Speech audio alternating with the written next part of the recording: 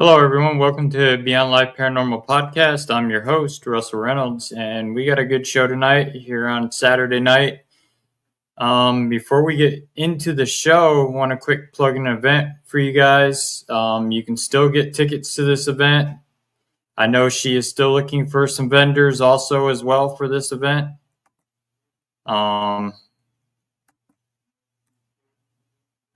My dad and I will be at the Holiday Magic and Paranormal and Craft Bazaar December 6th.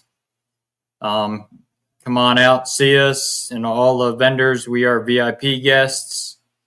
We are on the paranormal panel at 1 p.m., and then we will be guest speaking shortly after at 2 o'clock. So you'll be able to come out and see us.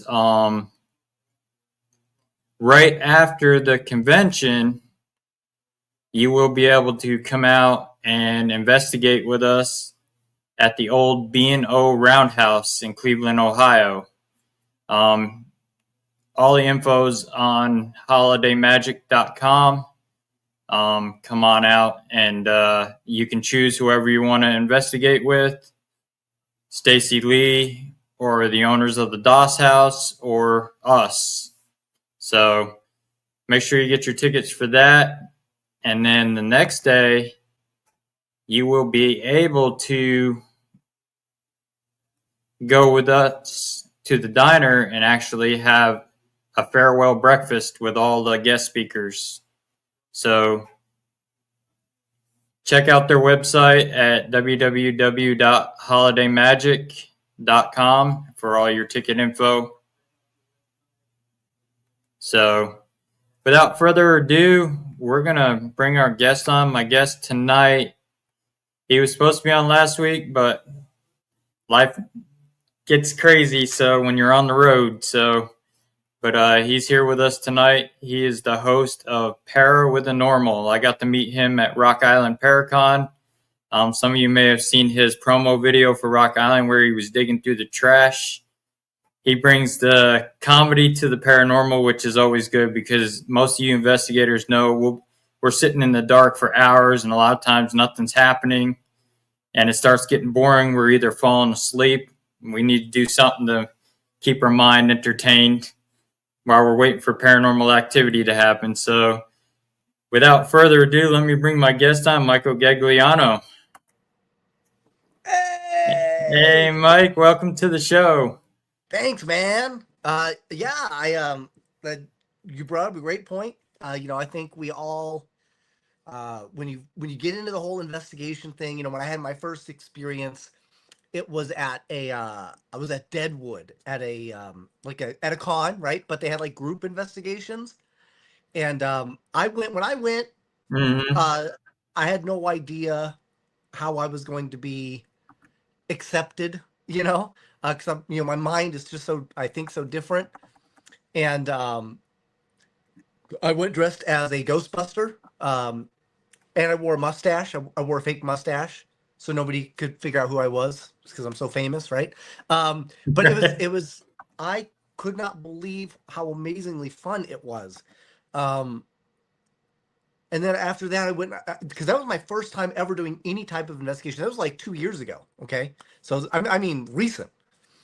After that, I went and I watched like a lot of the paranormal expedition shows that they've got going on. You can only watch. I mean, love them or hate them, you can only watch Zach Baggins take the ring to Mordor so many times, right? Okay? Before you're just like, I can't anymore. I can't do this because you get to the point where you're like, well, hey, what's up, everybody? You start to think, gosh, is every time I'm going to do a haunted house, am I going to get possessed? Are there going to be demons? Are there going to be, am I going to be literally like scared to death, right? And you're like, well, that's kind of defeats the entire purpose of wanting to know more about what you cannot know, right? Right. So I was like, you know what? I'm just going to create the show. So I've got this TV show called Paranormal. It's on Beacon TV right now. And it's about a psychic / paranormal investigator Her name is Mary Lynn. She's been doing it for 20 plus years. And Oh I'm the yeah. idiot, and I'm the idiot.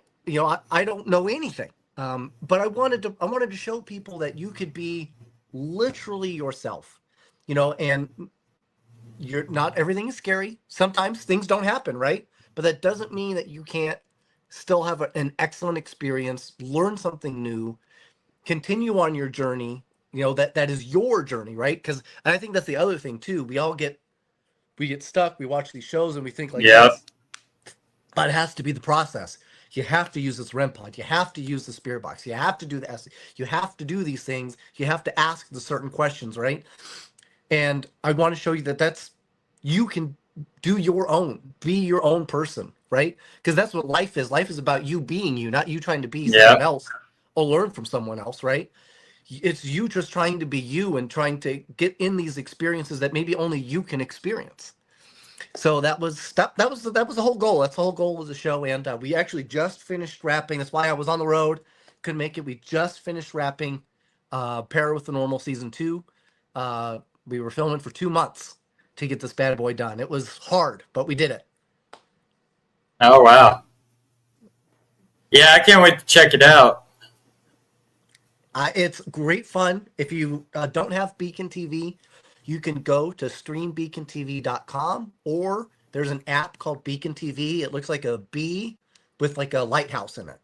And you don't even need to put in any information. Okay. You don't need to do your credit card information or anything. The first, I think, for our show, I think like the first 3-4 episodes are completely free, and there's 8 episodes total. And if you like those and you decide you want to subscribe, I think it's only like $4.99 for the month. So it's a great deal. It's fantastic. There's now, we're hitting subscribers in the tens of thousands. So it's absolutely awesome, high quality stuff. Everything that we use is all Netflix quality. And eventually, as we have we try to do our best to make sure that our show goes exclusively to Beacon before it gets distributed to others, right? So yes, I'm here in the USA. I personally am actually in Las Vegas, Nevada. Well, Boulder City. I live right next to the Hoover Dam, if you're familiar with that. How am I feeling? I am alive, though I shouldn't be. For those of you that may know or may not know, I was involved in a very serious incident and I suffered from a severe traumatic brain injury. I died, but I never gave up. And even though I have no memory for about 7 days, 6, 7 days, just all of a sudden the lights just turned on and there I was. And when I first popped to, I couldn't walk. Um, that took a couple of weeks to figure that out. And, I'm permanently deaf now in my left ear. I permanently have lost my ability to smell. I still cannot taste, which is tough because I love snacks. But a lot of snacks I can't. There's either no taste or it tastes like deodorant or Carmex. Oh It is wow. it is the weirdest. It is the weirdest thing. But I've still got surgery. I'm supposed to have some type of brain surgery and stuff like that. So I get to learn a little bit more about that. I think on the 19th, and I just kind of go from there. But I am making progress. I'm not giving up. And I think that's what we all have to do. You never know Yeah. when it's going to be your time to put everything onto your shoulders and figure it out. But that's what I'm going through right now. So that's what I'm doing. And I realized when I came to that what I wanted to do legacy wise was I wanted to continue to create. I wanted to continue to entertain uh, everyone. I feel like Right. that's how I can contribute in life right now. So I love it. Nope, always. I've born and raised in Las Vegas. Born and raised. This is my jam. I love it here. I've traveled. I've been all over the country. I think the only states I have not been to: Maine, Vermont, Rhode Island, Alaska, and North Dakota. That's it. You need to get out to Rhode Island. There's a lot of good history out there in Rhode Island. I would love to see. I really want to go. I would love to see Rhode Island, Maine. I mean, these are some incredible places that are. I kind of like. I don't want to say they're off the beaten path, but they're not places you would typically think of, right? to go, and I would really like to check those out. And as weird as it sounds, I would really like to go back and do a little investigation in Halifax, Nova Scotia. Okay, Uh, yep. that place, I've been there once, and I was like, "Ooh, I gotta get back." British Columbia is another good spot because we're part of the Cold Spotters family that's from British Columbia, and they've got a lot Okay. of good stuff up there. Amanda does a lot of tours in Westminster, British Columbia. Wow. Okay. That would be cool, man. Yeah, I can have. I assume they have fish and chips because it's British, right? I can Yep. have crumpets. Go and eat some Yeah. crumpets. That's where Mmm. most of my family's all from, Rhode Island. Really? Yep. You looked like a family guy. I just wasn't gonna say it. Yeah, I'm originally from the East Coast. I grew up in Wow. New York. Really? Yep. See, I can't do the cold, man. That's the thing. I can't. It gets too dang cold, man. Too dang cold. I can't do it. I've only ever been in snow one time when I was 16, and they told me to dress warm. I put on two pairs of jeans. It was not enough. I could not feel my ass, and I said I will never go back, and I haven't. Oh, so the finding. So, what's really interesting about the all the so they found a bunch of bodies. You've heard some things about they put some bodies. They found some bodies in containers, like not shipping containers, but like oil containers, oil drums. Hmm. So, and they're like, yeah, they found like 10, 15. No, they were finding like one every day. I mean, so many that they actually had lawyers that actually had to put up billboards that said, "Hey, were you injured while trying to find a dead body at Lake Mead? You might be entitled to compensation." This is a real thing. So I've not gone out there to look for the dead bodies because be careful what you look for. You just might find it. Right. But my all my family was in the mob, so I also don't want anything to accidentally tie back to me. You never know. Right. What was that? Father and son fishing Father in? and Oh, were you two? Oh, that's cool. but Uh, yeah, the Rhode Island crew goes all the way back to my fourth great grandfather. Supposedly, right. there's a big monument out there in Rhode Island for him, Really? and Have you that's seen it? Have you seen the monument or no? I have not seen it. Rhode Island's on my. We're going next year. We're going back to Connecticut to see family, see John Zaffis and my Warren's family, and we're gonna go Man, to Rhode Island. So where are the Warrens in Rhode Island? they're in Connecticut. Oh, okay. Yep, the house I is wasn't in sure. West Monroe, Connecticut. Really? West Monroe, Yep, Connecticut. yep. Okay. I've been through Connecticut, but I don't know that I've actually spent like any because Connecticut's so small.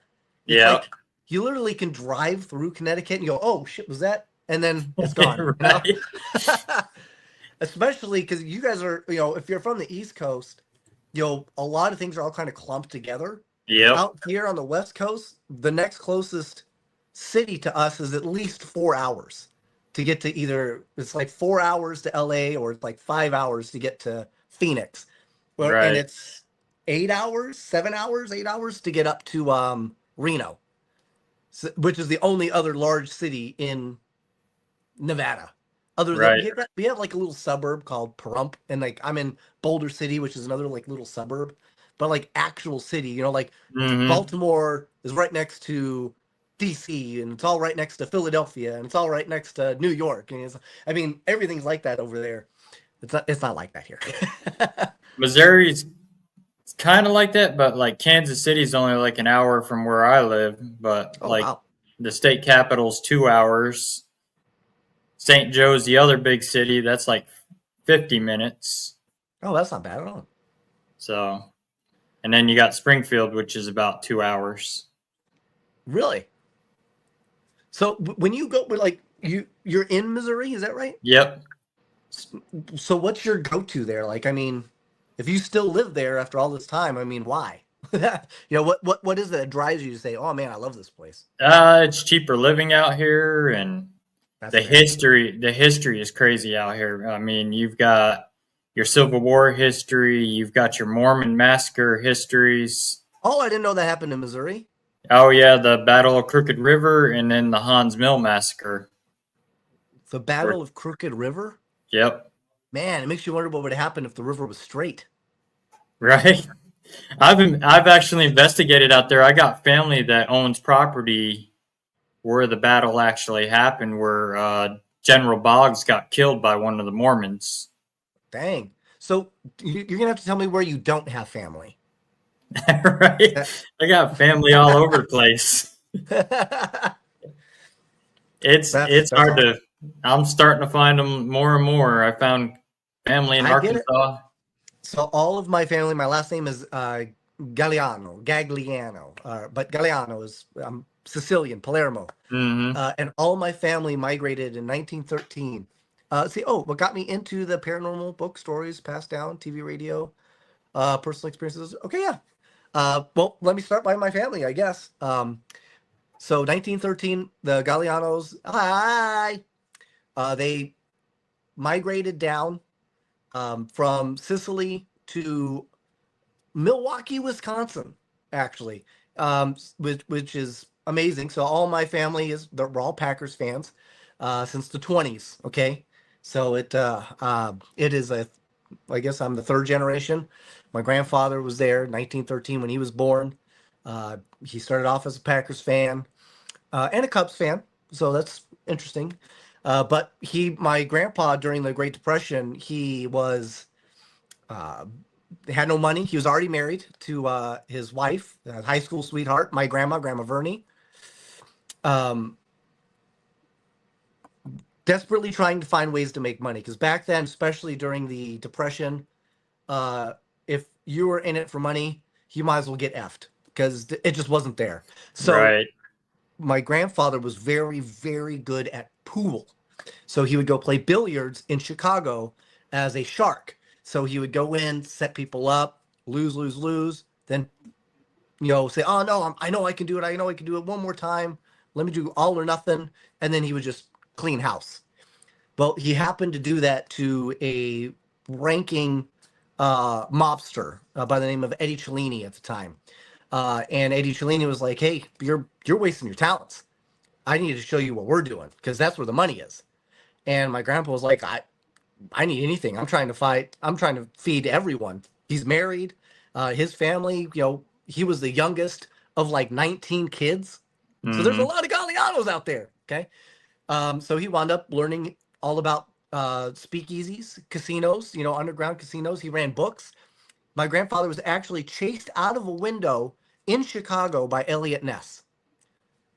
Elliot didn't want anything to do with him because at the time he was just a bookie runner. He was Right. nobody. It's not the reason why he was there, but scared the ever loving bejesus out of my grandpa so much that he told me the story over and over again.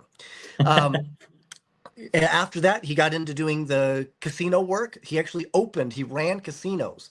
He opened casinos in Cuba prior to the revolution, got stuck there for about 2.5 years during the revolution. After that, he went to the Bahamas. There was a place called the Paradise Island, which has now been renovated and is now the Atlantis in Nassau. But it was originally created to be Paradise Island, which was a place for the mob to move money. Hmm. Is also where they found Howard Hughes all kind of cracked out naked in his room, and the FBI arrested him. So he had been in the casino for almost 6 months. My grandpa left him up on the top floor. He had the entire top floor to himself. My grandfather said he could do whatever he wanted. He loved my grandma and my grandpa so much he actually wound up buying realty right across from my grandfather in Vegas. So where our original, I guess, ancestral home was, just caddy corner from us, up across the way was a much, much, much bigger Howard Hughes home. However, he never moved into it. It obviously got sold because he went to jail and then died. But that's basically the whole background into my family. At least from the Galliano side. To get into the paranormal, man, I'm gonna tell you right now, I was a lost soul. I had no idea what I was doing. I I was a comedian, and I did radio shows, and I was a radio host. I've interviewed like Howie Mandel, Weird Al Yankovic, I've Journey, Boyce Avenue, Sinbad. So I mean, that was kind of what I was. That was what Mm-hmm. I did. A lot of Vegas celebrities. I've interviewed a lot of those. Chris Angel. I've interviewed Zach Baggins in 2010. It was a very weird interview, but it was an hour long. I learned a lot about his Lamborghini, which was cool. So the owner of the radio station, he actually just up and died. Uh, yes, low key meeting. Yeah. He up and died. He had congestive heart failure. Nobody knew. I mean, it was very sudden. And that kind of left a lot of us in like disarray. I didn't know what to do, so I quit. I had a show going at the time called Two Clueless Dudes. And I had another show at the time called Mad Mike's High Power Hour, the only 2-hour show that's 15 minutes long. But I just didn't know what to do anymore. I felt lost. And here I am. I'm just on the internet, right? I got it up on my TV, and then I see this interview come up with Mary Lynn Bast. Now, I've met Mary Lynn prior when I was doing the radio show. We got along pretty well. And I was like, what is she doing? So I went on, and I'm just typing away. I'm chatting with her. And then after the show, she hits me up, and she goes, hey, Mike, if you're looking for something to do, check out Deadwood. You should really come down. I've got this expo. Just come down. Just see what it's about. I went down. I freaking loved it. And when I was done, I said, man, I think that's what I want to do. I want to show that I was able to be myself. And I had so many experiences. I didn't even realize it. But when the second I got to the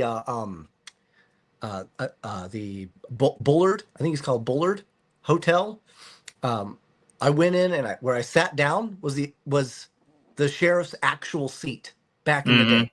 And it was just where I naturally picked and felt comfortable. It was so awesome. Did my first SD session there. It was incredible.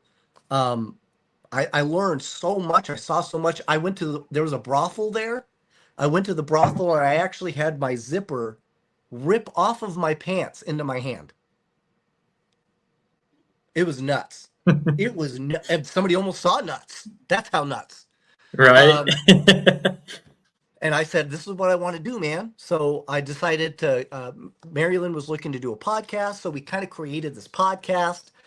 And then about a month later, I went to Virginia City, which is kind of like Deadwood's sister in a way. But Marilyn couldn't go. It was just me. So I meet, I tell everybody that I'm going to be very authentic, because it's Wild West. So I'm going to try my best to dress the part this time, because last time I went as a Ghostbuster. So I dressed as Woody from Toy Story. I was a little off on the authenticity, but I had such a great time, and I got to see Shane Pittman, who is from Holzer Files, Mm-hmm. and he's on the Holzer Files, which is now called Paranormal Mysteries, with the full season is now out on Beacon TV, by the way, and they're getting ready to start filming season 2. And he did 28 Days Haunted. I didn't. So I didn't watch anything, so I didn't really know until I went there in October, and I got to see him. I was like, oh, you did all this TV stuff. I got to watch it. I had a great time. It was a lot of fun. And I said, but I have this idea. I'm sure you get pitches all the time. I said, but I really do have an idea. And that's when I pitched Pair with the Normal, which is basically like a paranormal investigation meets The Mm-hmm. Office. So it is, paranormal investigation and The Office kind of rolled into one to kind of keep that comedic element, but you still get these moments of authentic authenticness of just revelation. Sometimes it's deep, sometimes it's heavy, sometimes it's silly. But and all of the comedy, none of it is meant to be disrespectful. It's all geared towards me, to be introspective to whatever it is that I'm trying Right. to go through or I'm trying to learn, if that makes sense. That and it may kick up activity because I mean your ghosts were Oh, it human just, ones too, and they may have liked comedy back when they were alive as well. So and that is the thing. When I do any presentations, I always talk a lot about when we go in to do a paranormal investigation. One of the things that I picked up on right away was we really try to heavily focus on that 1%. Oh, is he? I don't know. Okay, is he good? Okay. Sorry, we're letting dogs out, and one dog doesn't like the other dogs, so we gotta make sure they're good. We focus heavily on that 1% of their life at their time of death, right? And we hmm completely forget and negate the other 99% of their life. Even if they were a kid, that does, if we constantly bombard them with, how'd you die? Do you know you're yeah, dead? When you exactly. die? Did it hurt? Well, yeah, motherfucker. It hurt. It sucked. It's awful. It's terrible. Why are you reminding me? So I love to try to just bring that extra element in. Maybe it's comedy. Maybe it's just me talking about the weather. Maybe it's you just talking about your own problems, man. Maybe they want to hear what you got going on for once, right? Right. But you'd be surprised at how much all of a sudden maybe they had no interest in you and they go, wait a minute, what is it? This guy's really talking to us. This guy's really saying something different. And that really all of a sudden it can really just ramp up everything. Energy is energy, man. Energy is energy. Were there paranormal comedians that inspired me? No, because they don't exist. Now there's some that have some funny parts, like the Ghost Brothers, right? They have their moments where they're kind of Oh funny, yeah. but I'm here to tell you there's nothing like me. Just watch Pair with the Normal. You'll completely understand. I'm so far out of left field, nobody saw it coming. But that's the goal, man. That's what makes it work. So my hope is that I'll help pave the way maybe for others to be involved in that. Dave Schrader has brought it up a couple of times about having more comedy involved with the Holzer Files slash Paranormal Mysteries Right. and things of that nature. And on Beacon TV, they're currently working with Jack Osborne. So he's going to have a paranormal Yep. show, and you may or may not see me on that. I can't say, but you know. Right. So I I just hope that mean, it just does continue to grow. I think it will. I mean, look at Matt Rife that just bought my cousin's house. He's a comedian. He's into the paranormal. Yeah, Matt Rife is, and Matt Rife he's a stand-up comedian who just has a natural interest, but he's not alone, and that. But when he does it, he takes it pretty serious. Kesha, she's a hip hop artist. She's big into that stuff. JoJo Siwa, ironically, another hip hop artist. She's big into this stuff too. So you hmm never know really who it's going to appeal to.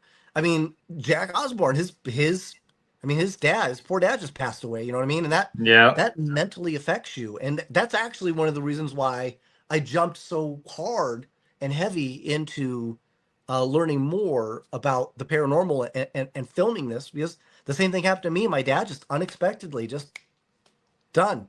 And I realized at that point, my dad wasn't religious. Will I feel him?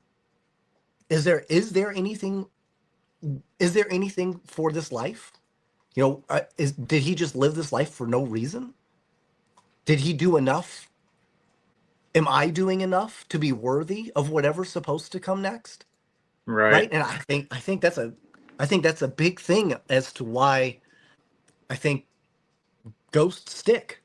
Maybe they just found themselves in a place where, they don't think that they're worthy of what comes next. Or they're so afraid that they're not worthy that they're not sure what comes Yeah. next. Yep. And if you don't know, you're probably going to stay put because people are afraid of the unknown, right? And that just shows you, even in the afterlife, they still may not even know. Because they might say, okay, well, I'm going to go to this white light. And then all of a sudden, It takes you down instead of up, dude, because that's just how they feel. So they don't Yeah. know. Maybe they didn't do enough. Or maybe there is no white light or a black. Maybe you just get born again. And what if it's karmic? What if you're not worthy of a good life next? What if you come back as like, I don't know, Stephen Hawking's? You're just stuck in a wheelchair. I mean, you don't know, right? Yeah, you don't. You And don't know. So science don't even know. right. And another really interesting thing that I've been looking into is you'll notice like family, they tend to stay in one area, and then you'll hear like, oh yeah, I was this and I was this, and you realize all of a sudden if you start looking at what you think you were in past lives, there's some similarities to things that you seem to like, that you're comfortable with, Yep. right? So I think that plays a part into where we are and why we are, so I think all this goes into that, trying to discover what it actually means to be worthy. I don't know, maybe not, man, but that's just one idiot's take, Right. I mean, that's even like we do a lot of residential cases. Yeah, We Jerry, they, do a they are lot. very funny. What's that? We do a lot of residential and go into people's houses and deal with it, and a lot of it is former owners of the house that's just staying there, claiming their territory. They still think they own the house, that it's still theirs. So, Hmm. And that tells you too that sometimes the hardest thing in life is letting go, right? yep, And sometimes that translates over into death too. You still, how do you worked? I mean, if you think of it from the point of view of, you've spent your ever loving life trying to build something, and then just like that, you have to let it all go. yep. That's a tough pill to swallow. You know what I Oh mean? yeah. Unless you're maybe like a $5 hooker, but Right. I mean, you don't know. Brandon Cooper, Hey, Super Trooper. Brandon. Thank you for Yo, your service, shaman. sir. Yeah, he's I want to say, Brandon, you were a Marine, right? Yep. Yep, yep. He's a good dude. Just don't tell him. Yeah, it might go to his head. Crystal and Julia both on us. Awesome. Hi guys. Might go to the gnome's head. Yeah, I might go to the nose. Yeah. He's the one that actually got me started in podcasting. Was Brandon Nice. with Was your clothes on Supernatural? or?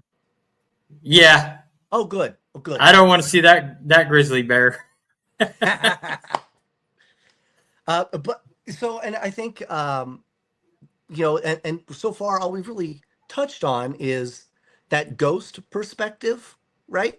But there's also that, like the Sasquatch, right? Mm-hmm. People say, pixies, fairies, succubus, whatever. So there's that whole other element, right? That we haven't even touched on, right? Gnomes, Brandon Coopers, where'd they come from? Nobody knows. So, but the reality is, there's always that chance that there's, you always hear about like multi dimensions or Mm-hmm. multiple parallels. There's no reason to believe that there aren't multiple parallels in existence at the same time, but sometimes maybe they just get so close, and it's quite possible that in this other parallel reality, that these, big feet, big feets, biggest feetists, Right. maximists, whatever you call them, um, it's I think there's a good chance that maybe the reason why they're not so findable is because they're not actually here. Maybe they literally just go like zoop through a little portal or some shit, and maybe they just come in here to eat, or they use the creek as a shitter, and then they bounce, for all we Yep. know, right? I mean, it could literally be that, and to us, maybe 200 years pass and we think we see the same Sasquatch, but to him, it's only been 30 minutes for all we know. We don't know how time is on that side, too. Right. And I mean, I've talked to our local Bigfoot guy, and he's watched one on thermal. Actually, was walking upright, and then started shrinking down and went to an orb and just disappeared. There you go, man. So, and that is so awesome, right? That's the entire reason why. Oh, hey, Joe. That's the whole reason why I love doing what we do, right? it's not because I want to know. I hope to God I never know, right? Because knowledge at that point, the answer means the end, and Yeah. you really don't want it. You really don't want there to be an end because you don't really know what the end is going to be, and you probably don't want to know, right? But No. I love being able to ask the questions to make us philosophically think about our endearment here. You know, what the f does it all mean? What comes Yeah, next? You know what I mean? exactly. That's why none of us are professionals in this field because we learn something new every time we go out there. Yeah. I tell you what, if I ever make it to Mars, I'm going to build an above ground pool. It's going to happen. There you go. Do you find comedy is a tough sell in the paranormal community? Uh, on occasion. On occasion. There's people that they get afraid that you're making some type of bad joke, maybe, or they're afraid you're going to make fun of the situation, which is not the type of comedy I like to do. But there is a lot of comedy that is, especially in today's market, that is very, it's very intimidating. They want to put you down. They want to put you in a place. Uh, that's not my type of comedy, and that's not the type of comedy I think that should be reserved for anything that's involved in the afterlife. But we do have a lot of fun. I found that most people, once they get to meet me, get to know me, talk to me, I think they see that it is authentic.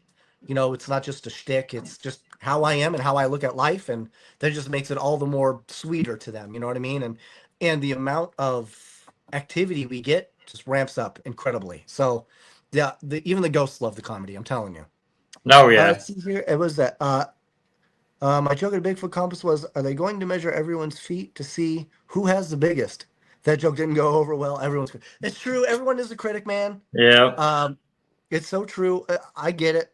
I think humor makes the paranormal more accessible. Well, yeah, absolutely. Especially if you look at comedy is itself is born in tragedy, right? Comedy is a coping mechanism. So you just have to keep that. You got to keep that in mind. Right. I I believe that Bigfoot probably does try. He He probably probably does try. does. I've been doing it a long time. So Probably this is trying this to. is this is my only thing when it comes to Bigfoot, and why I think the only thing I could legitimately say as a devil's advocate to why maybe Bigfoot does not actually exist. Okay, and this is it. I have been to Florida. Have you ever been to Florida? I haven't. My dad has, though. Okay, I've been to Florida. There's a lot of Bigfoot sightings in Florida. I spent 30 minutes in pants in Florida. Okay, I had the worst amount of wet, straggly swamp ass I've ever had in my life. Okay. It was just, I mean, I'm just sweating down my pants. Okay. My ass crack looked like a slip and slide. Okay. If that's the case, why is it none of these photos? Anytime you see these photos of these Bigfoot out there in Florida, their hair's like neatly coiffed and flowing in the wind. I Right. would think it would shouldn't it be like drenched in sweat? It just flowing off of them, Or I mean, do they like shave their potty patch so they don't have that problem? Like Yeah. I don't get it. I don't get it. So I don't know. You never know, right? Um, Dogman. Oh, Dogman researchers. It's true. I died. That's true. Yeah, you got to be careful on the Dogman. Sometimes they are there. Sometimes you got to go fetch for them. That's uh we would definitely smell him before. Right, I would think you would smell Bigfoot. You'd be like, "Oh, that's Well, skunk ape is notorious for down there in Florida. skunk ape." And when he's usually around, it smells just like a skunk because of that swamp smell. Ah. See, well, I can't even smell anymore. So all what I could tell you, since I'm from Vegas, the first time I smelt skunk was in San Antonio, Texas, and I actually thought it was old hot dog water. I kept saying, "Hey, does somebody make hot dogs?" And they're like, "Mike, no, God, that's a skunk." I was like, "Oh, I don't know, that was hot dog water." Right? I couldn't tell the But difference. I know I have a cousin down there in Florida that's a Bigfoot researcher, and that's my cousin Dawn was telling me, and that's what they smell every time they're out there researching. They come in contact with Bigfoot. They smell that skunky smell Really with them. interesting. See, I would think they would have some type of like musk, right? Am I into all genres? All genres. I think you can't. I think if you have the capacity to believe that one of these, of all of those, exists, then it by association, you should agree in the fact that they all exist. If one can, then they all can. So I firmly believe that everything has its place. I do believe that there is aliens. I think the the sheer thought of there not being one is so infinitesimal in my Mm-hmm. mind that they have to exist. Even demons. There's no reason to believe that we haven't. If we have the imaginative capacity to create something that we think is from nothing, it came from something, right? Even a Yep. dragon, right? I really do think that there is some basis of realism in everything that we've picked up on. I don't know about you guys, but I'm 42 now. I'm old as fuck. But since I was 12, I've been playing D&D, dude. I've been role You're playing. not as old as me. Hey, well, hey, there you go. You look great, man. But you start using your imagination. You start having you learn how to take thoughts and paper and turn them into moving images and pictures in your mind. So I mean, look at Star Trek.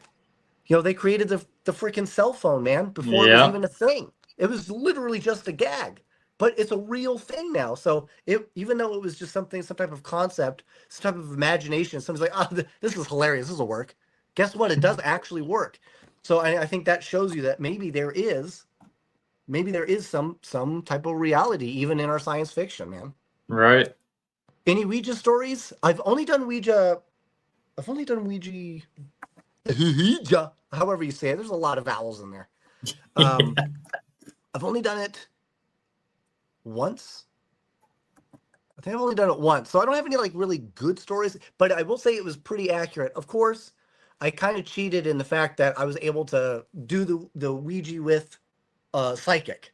So I mean that made I probably getting the answers a lot easier. I really Mm-hmm. love my favorite thing is to use as far as equipment wise goes is dowsing rods. Yep. I love dowsing rods. They feel natural to me. I I like the way that I could communicate with them. It flows very freely for me. Um, I prefer that where I feel like I have some type of energy control over like a spirit box or a REM pod where you have to be more reliant upon the actual technology, right? The actual electronics, the things that you can't see or quite understand unless you maybe have focused on how all the wires and all the coding works. But I don't, Mm-hmm. and I haven't. Um, but I do think that there's definitely a part for that. And anyone that tells you, oh, well, you shouldn't use any technology when you ghost hunt, they're full of duty. Okay. Because even a book, even a book, the writing a letter, that's all technology.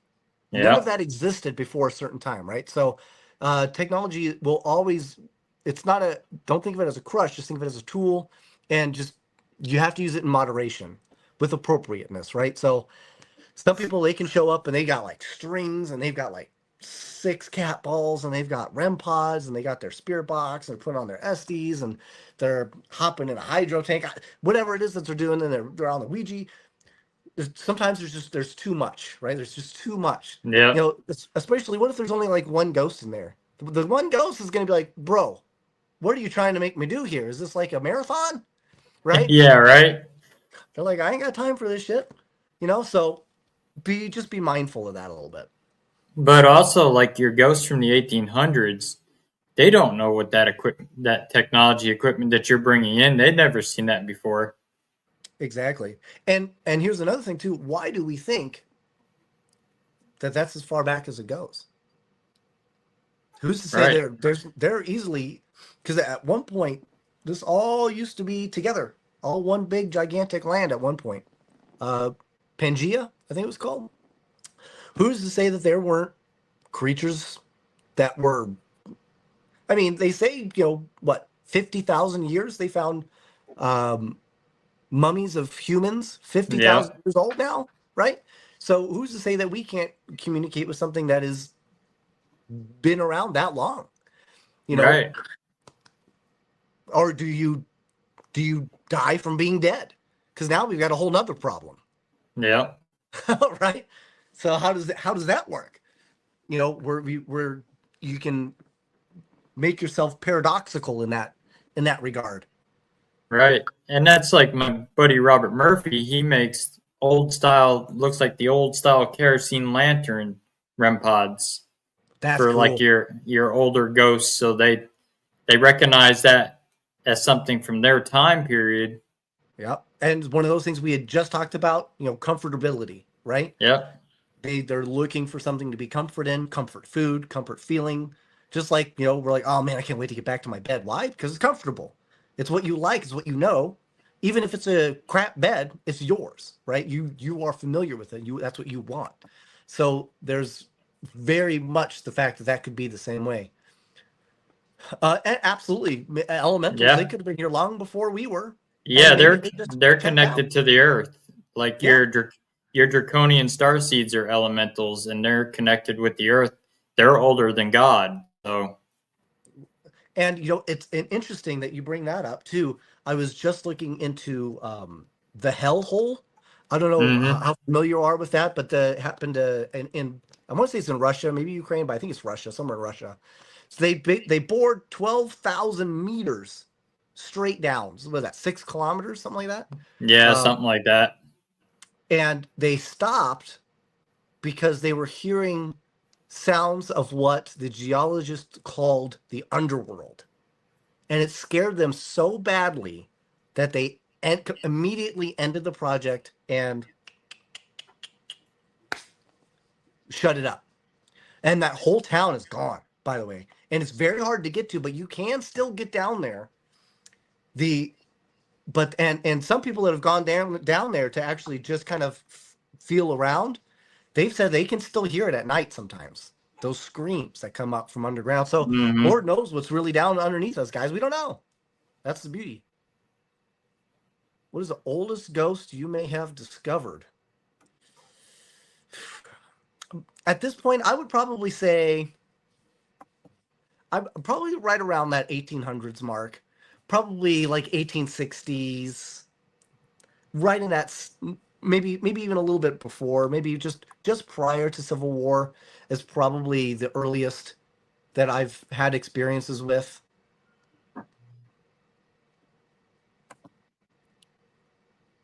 Reptilians, it's possible. Yeah, oh There yeah, could be that's reptilians. There there could be, we don't know. That could be where the Mario brothers live now. I don't know.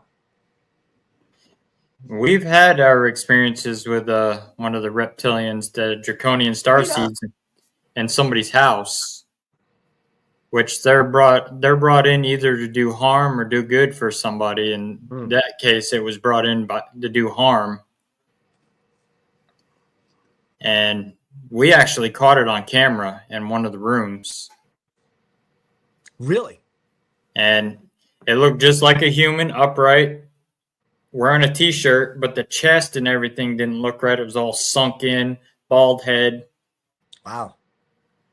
It was the creepiest thing you ever wanted to see, and we actually got rid of it. It actually went. We sent it on its way back to where it came, and hasn't been back since.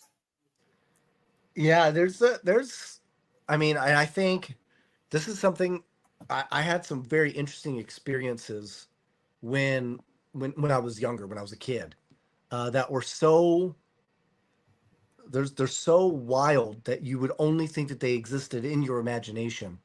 I had we I was staying with a friend for a few months. I was 11. We were told to clean our room because our room was dirty. So we had gotten together and we had started cleaning our room. We spent all day because we got in trouble. So all day, got the room looking perfect. We were so happy. We went to sleep that night.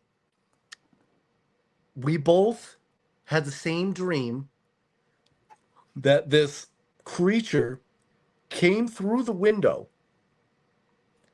and whatever it was, the best way I could describe it is it kind of looked like if you've ever seen a movie with Rutger Hauer called Split Second.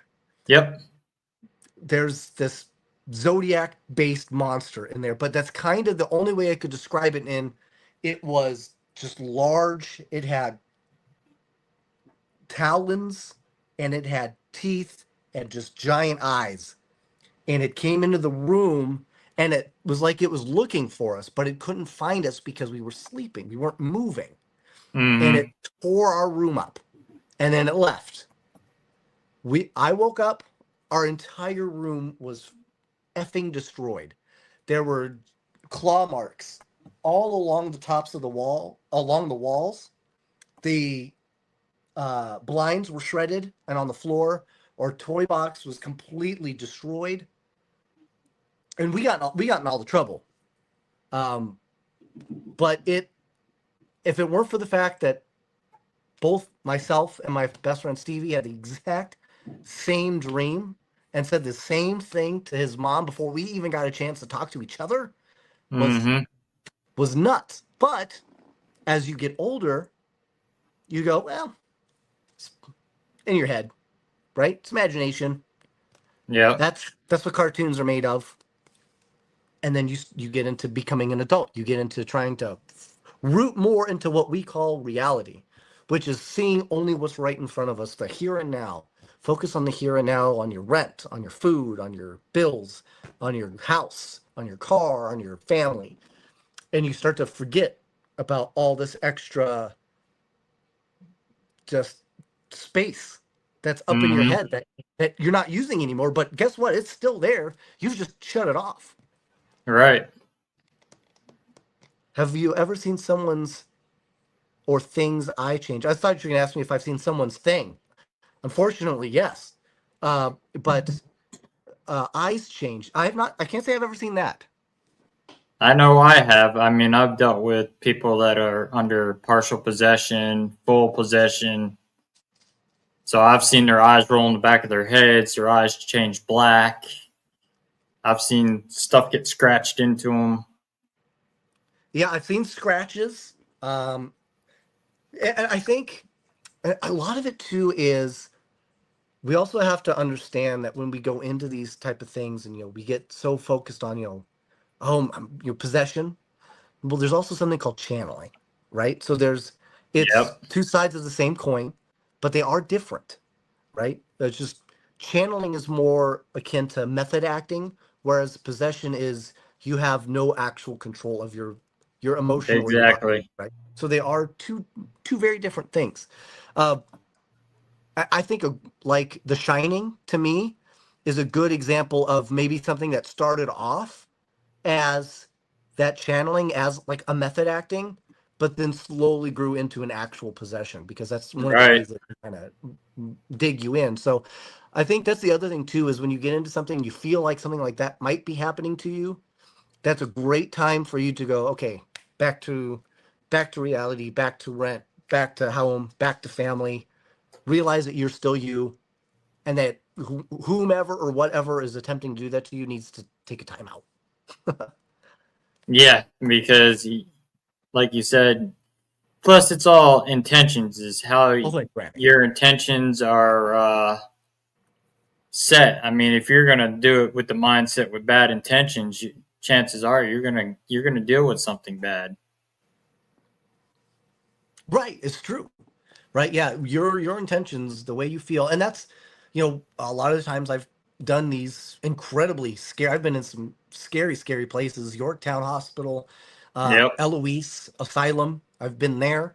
I've, in fact, I don't know who's familiar with the Eloise, but I did the Estes method in the tub, on the, I think it's the fourth floor or the third floor, I forget. And that was, I mean, just intense. But I'm so I'm so positive all the time. I'm literally just like this bright beacon is the best way I could describe it. So Right. while it's easy to see me like a moth to a flame, but should the moth stick around for too long, it gets burned. And I think the same thing, they ghosts, they might be interested in wanting to stay. Oh man, this is gonna be a lot of fun, and they go, I cannot with this guy. Right. I can't take it anymore. I'm out. Right. And I mean, that's like even with scratches, there's two different types of scratches. Your demonic scratches are more razor blade looking scratches, to where a regular ghost that scratches you is just like someone taking their fingernails and scratching you. Right. Yes, that's true. Now, and this is the other thing too. I think that people should be cognizant of is, though I do actually believe demons are a thing. They are very, very few and far They between. are. They're You're rare, but more they're real. they're rare but real. And I tell people you're more likely when you go into these haunted houses, you're more likely to find semen than a demon. Okay, Right. that's just how it is. Don't bring a black light, folks. But you're more like, I mean, so don't think that it's something. And unfortunately, and this is why I really wanted to create my show, was there are shows to where they believe, hey, yeah, they're living people scare me more. Yeah, it's true. Yeah. Um, there are these shows, like the Zach Baggins Ghost Expeditions, where he's getting possessed every episode, and Yeah. there's some type of demon every episode. Like, then you start to think, well, crap, is that what it is? Is that what a haunting really is? And then and it sucks because you get this preordained thought in your head now of what it's going to be like, and it makes it so hard to operate, and it makes it so much more scary when your time is going to finally come. Because guess what? We all got punch cards, and they're all going to get punched, guys. Oh And if yeah. you think that that's what it's going to be like every single time every one of us clocks out, that is awful. That is awful. That is an awful thing to have that stuck in your head, to think that that's what it's going to be. So I really want to show people, hey man, it's okay. Be you. Just be you. Be you proudly, and enjoy Yep. the life you have. So when you get into whatever comes next, you're ready for it. Right. Hey And Ash, the Project same Mary. Yeah. same with demonic. I mean, the demonic. See, I study demonology under, you met Father Bob Bailey at Rock Island. That was in the Warrens Occult Oh Museum. yes. I studied Yes. demonology under him and Sister Farrah Rose Deal. And the demons, Wow. they Two lay more in people dor- related to you. they lay in dormant, and they don't. They'll wait. They're the Right. opportunists. See, because That's why because they timing is different to disguise. them. Yeah, Yep. timing is completely different to them. We think They that it's based on our time, but it's not. they will lay in dormant. They know everything about you, your life. You could change your name years ago, and they'll know your original name that you changed it from. Yep, it's So, true.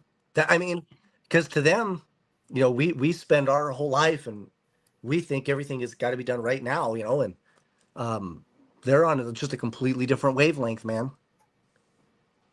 Yeah, see, everything is oh going yeah, and good. then when they want to attack, The deep they pick the weakest person to go after, and always right. that's Yeah, what the whole theory with dolls too, for the vessels when it comes to that, yeah. because a doll's Space time. inviting, warm. You're gonna want to hold it like this, and there's your attachment.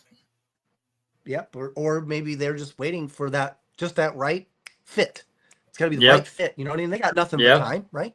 yep. So ghost researchers that attempt to debunk another's research, Um, I just don't think it's valid.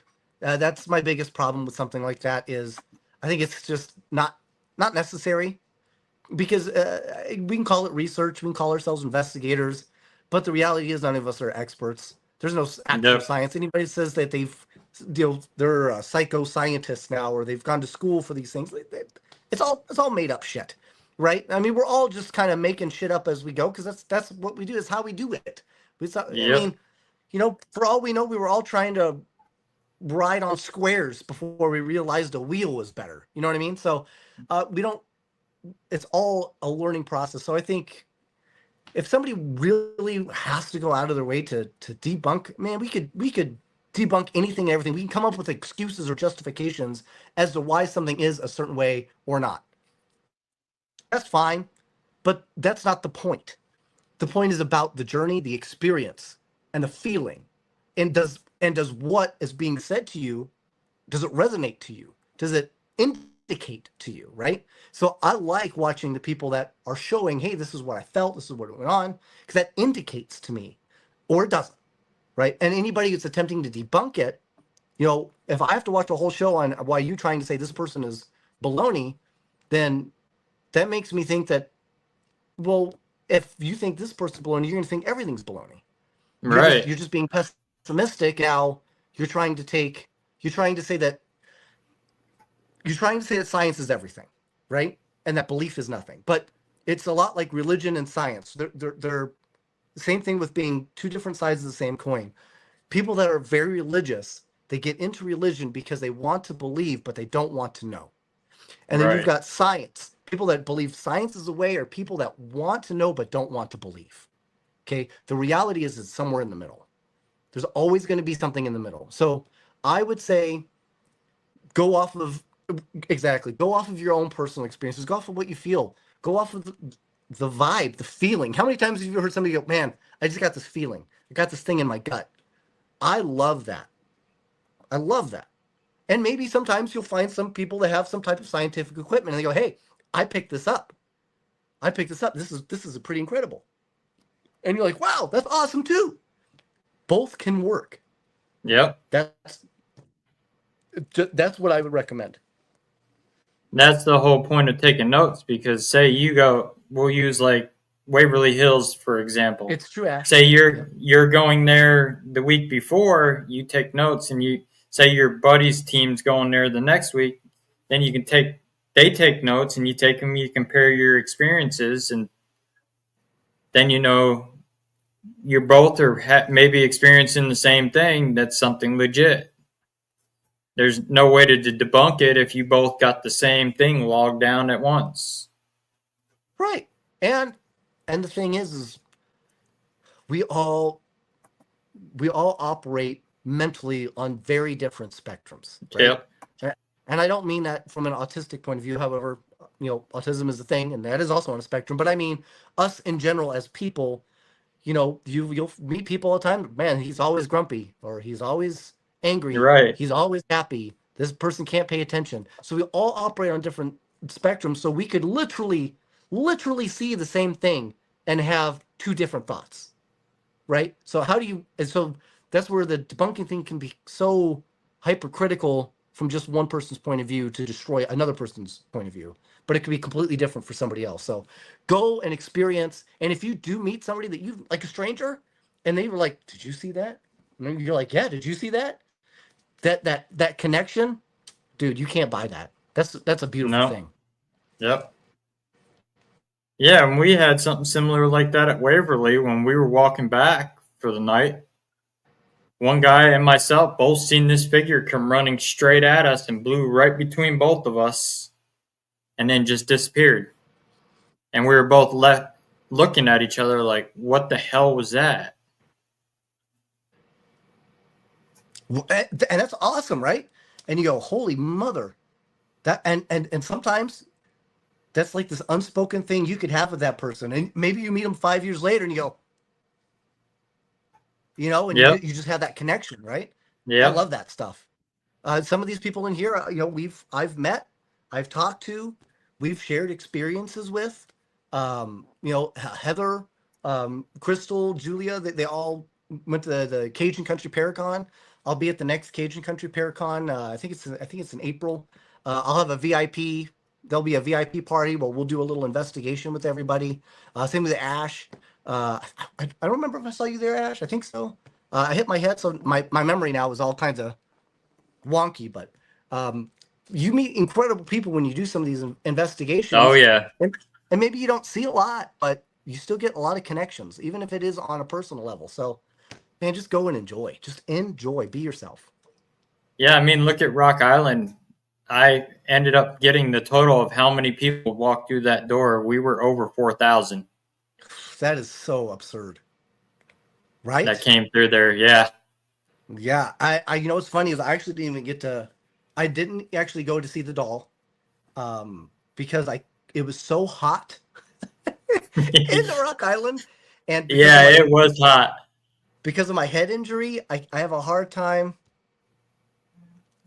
I have a hard time keeping focused when it gets hot like that. I start to lose my vision, so I couldn't do much. Yeah, that's what I thought. Um, what did you say before? Yep, it was all moving too fast. I missed it all, but some of it, yeah. Paranormal does connect people, especially with very different personalities.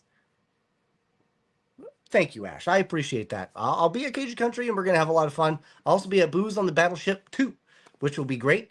If you haven't heard of that one, that's gonna be on the Battleship North Carolina, and I want to say that's in April-ish too. Um, that one's gonna be amazing. We did it last year. I can't I can't even put into words how awesome that place was. And you'll get to see me on the new episode, new season, first episode of The Haunted Files, which is on Paraflix. So even though I am on Beacon, I promote and I welcome all streaming platforms that are into it. It's going to be so incredible. It's going to be awesome, man. A lot of great people, and I think you guys are going to really love it. You're going to really dig it. Are you going to do Rock Island again next year? I mean, if they'll have me down, man, I would consider. I would have them consider moving it maybe just a little bit later when it's maybe a little bit cooler, because my that might have been a little too much for my head. But yeah, Candy. I mean, Usually get out it's of town. not, it's never She's that amazing. hot in October I for know, the dude. Midwest. It was nuts, right? It was just out of control. It was like a Even weird. It was like it e- knew. even in the basement, it was hot down there, and that should have been the coolest spot. Yeah, I was. But get out of town. Candy is amazing. That's my second year doing Rock Island, and I absolutely adore her to death. So if she hits me up on it, we'll definitely talk about it right away because I know she's awesome. she's already got the date already planned out for it next year already. So That's awesome. Cool. because I'm sure she'll probably hit us up. So we'll be back there again next year nice. also. Nice. Well, now I don't want to go. No, I'm kidding. That's gonna be awesome, man. Well, Annabelle won't be there, so Yeah. So are they we're done moving her around like for yeah, good? the whole Warren's Occult Museum is done. She's actually going into a big museum in Connecticut next year. Really? Okay. Yep, the Devil's on the Run tour. They just finished it up for Dan because that was Dan's thing. Now that Dan's passed away, they don't. That was it for it. Well, And, Trina just said, she's hoping that she gets better. We hope you do too, Trina. and You're we an awesome do person. definitely And prayers for you. Ash, thank you. I'm still going through it. Um, as far as the traumatic brain injury stuff, I still have some memory issues. I forget things, and I'm doing my best. We were able to completely film a brand new season of Paranormal season 2, which will hopefully come out soon. Maybe if we're lucky by early spring, but we'll see. Just got to go through the whole editing process.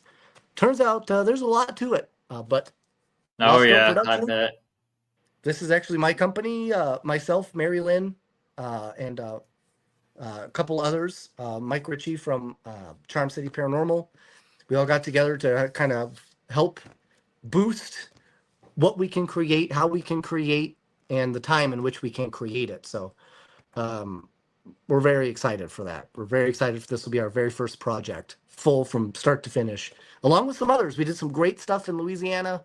I'm very excited for that. You'll guys get to see and learn a little bit more about that as that's goes through the editing process and goes through the cutting room and all that jazz. And I've got a couple more projects I'm working on. One that specifically is I've decided to create a travel slash lifestyle based show for the paranormal minded. So whereas instead of it just being an investigation, it's more about the locations, where you're going to go eat, where you're going to go stay, the people you might run into, getting to know the locals, trying to make it about the local spots because you already know where you're going to go and investigate if you go down there, Yeah. right? You already know. I want to leave that to you. If you're going to go to Trans-Allegheny, go to Trans-Allegheny. You're going to go, but you're there for 3 to 5 days. Let me show you what's around there. Let me show you why you're staying, what you're going to be able to do while you're there, and have a great time. Right. Yeah, and that's kind of what that show is going to be is a little bit on that history as well. So we try to kind of cram all that together and make it just a fun, awesome travel, eating, go nuts type show. It's going to be great. Yeah, it's true what they were before the investigation, right? Yes, we just did one of these actually in Savannah, because the Savannah Theater, very famous, very haunted, and there's a couple other locations out there that are very famous, very haunted. But we said, man, I'm here. What else can I do? I want to know where are the haunted spots to eat at? Where's some cool haunted hotels that I could sleep at? Where's where can I go sing karaoke if I'm bored? I want you to see Right. those things. Where can you go to get a drink? Where's a good drink? What's around where I'm at with that stays local? Everybody can go to a Walmart. I want to show you other things. Oh, the theater's fantastic. Yeah. Micah and Courtney, great people, great individuals. I absolutely love them. If you could research one place that is known for having paranormal activity, whether it's a popular spot or no, where would it be? Well, what I so okay, I've got a couple, and these are going to sound some of these might be a little strange, but uh, my number one recently has actually been I really love on the anniversary to in the evening or maybe even in the early morning. I would love to do an investigation on Normandy Beach. Oh yeah. I would love to just see what that's like still, what the environment. That is it's France. I think it's Normandy's in France. I think is Mm-hmm. where they did that. I would love to have that type of experience. Also, um, Vlad's Castle, man. I mean, that's bucket list. I gotta know. You're talking about a guy that was totally fine, just a normal, run of the mill, having a good life, and then he hits 40, all hell breaks loose, and he ever loving loses his shit. Yep. I got to know more. I cannot wait to see what's really going on in that castle as a whole. I would love to see what that's like and experience that. So, and yeah, and maybe even seeing some of these places like figuring out where Troy, the city of Troy was. That would be cool to kind of just be in that area and Yep. see what you can see what you can feel. I mean, there's some cool stuff out there, man. I would love to. I'd love to be right over the where the Titanic sank. Maybe again, same thing like on its anniversary, just to see what you can pick up psychically, spiritually. So there's some really cool stuff out there, man. Right. Well, we got the Titanic Museum here in Branson, Missouri, that's haunted. Really, that's awesome. Oh, and Disneyland would be dope. There's some crazy stuff in Disneyland, and same thing with Disney World. Yep. Yeah, Ireland. Ireland and England. Yeah, oh Hmm. yeah. Yeah, Ireland. I'm absolutely in love with everything in Ireland because it's just so incredible. And You had, I want to say even a lot of the Knights Templar hid out in Ireland at one point. So there's a lot of Yeah. cool little connections in there that would be really awesome to kind of just jump into and see. England as well. I mean, there was so much turmoil in England. Japan.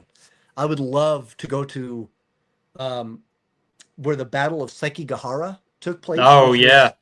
Yep. happened in 1600, and it was the deciding. Now it didn't end the war, but it was the deciding victory for the Tokugawa regime that basically introduced and created the samurai caste, the whole social system, the social construct that they had created after that, which actually was a terrible idea, it turns out. But still, that was a huge thing. Big shift for them socially and mentally and physically. And also that I would love to follow the life tracks of one of my own personal heroes, Miyamoto Musashi, who was a samurai that was involved in over 80 duels, and he won every single one. Never lost. The only time he ever lost was actually at the Battle of Sekigahara when he was a teenager. And that was it. Him and his friend. And I would love, and he was also the guy that invented the twin sword style called Niten, where he would use the katana and a wakizashi. Yep. And he used that as a matter of necessity to fight off an entire school at once in the woods. So I would love to go visit these places. He also wrote the Book of Five Rings, a very important piece of history there. So I would love to go visit all those places where some of those significant things took place, and to end at like his tombstone. That would be just awesome. Yeah, we got the honor to investigate the battlefields of Gettysburg when we were there. Oh, that's awesome. I'm yet to do that. It's funny, actually. I just got in trouble because Tom Demko, he lives in Gettysburg. He lives in the Yep, orphanage. I know Tom. He's my son because he lives in the orphanage. So I told him I adopted him. Um, so he posted this photo, and I think it's of gravestones, and there's like bags and with lights on them. Hmm. So I don't know what that's called. So I asked him, are those to go bags, like to go like into the air? And Right. somebody got really upset at me and was like, that's so disrespectful. And I was like, hold on, I don't know what that's. I don't know the actual terminology, but it's like where you put the candle in the thing, and then Hmm. you say your well wishes, and it's to go into the Yep. sky up to where they are, right? So I don't know what that's called. I recently found out it's called a sky lantern. So, Yep. but so sometimes things can be taken out of context. So, but yeah, so I didn't. So I don't know what that is called in Gettysburg, but they do it to like all the graves. So I would love to go and investigate where the actual battle took place. That's one thing I've yet to do. Oh, you hear a lot of residual. I mean, even in broad daylight, we were investigating in broad daylight, I haven't seen and that. we were up on a little round top and heard a cannon go off, Whoa. and flagged the ranger down, asked him, "Are they doing any reenactments?" He says they're not allowed to reenact on the battlefields. And Real? I didn't know that. you could see the smoke roll up over the trees from the cannon. What? And the Wow. ranger heard the cannon also. He's like, "I heard you guys heard that? I heard that too." Wow. So I didn't know they're not allowed to do the Yeah, reenactment they're on not the allowed actual to do battlefield. any of that on the battlefields down there. Wow. That's incredible. Went down But to I the get it. bloody field down there and was walking back, and I was live on Facebook, and one of my viewers spotted it. I caught a figure on camera in broad daylight on the edge of the woods. It was there for a second and then disappeared, and it looked like a Chinese man in Chinese armor. Wow. And they did have a few Chinese fight in the Civil War in Gettysburg. Really? I didn't know that. That's great. Were they on the Confederate or the They were, I Union? think they were on the Union side. And then walking Devil's Den, you could actually hear in the audio when I reviewed it horses' hooves galloping, and then you hear boots marching with me. as I'm walking Devil's Den. Really? See, that's the cool stuff, man. Yep. Right? I mean, that's just cool things to pick out and go, wow, I'm so glad I got to experience that thing. You know?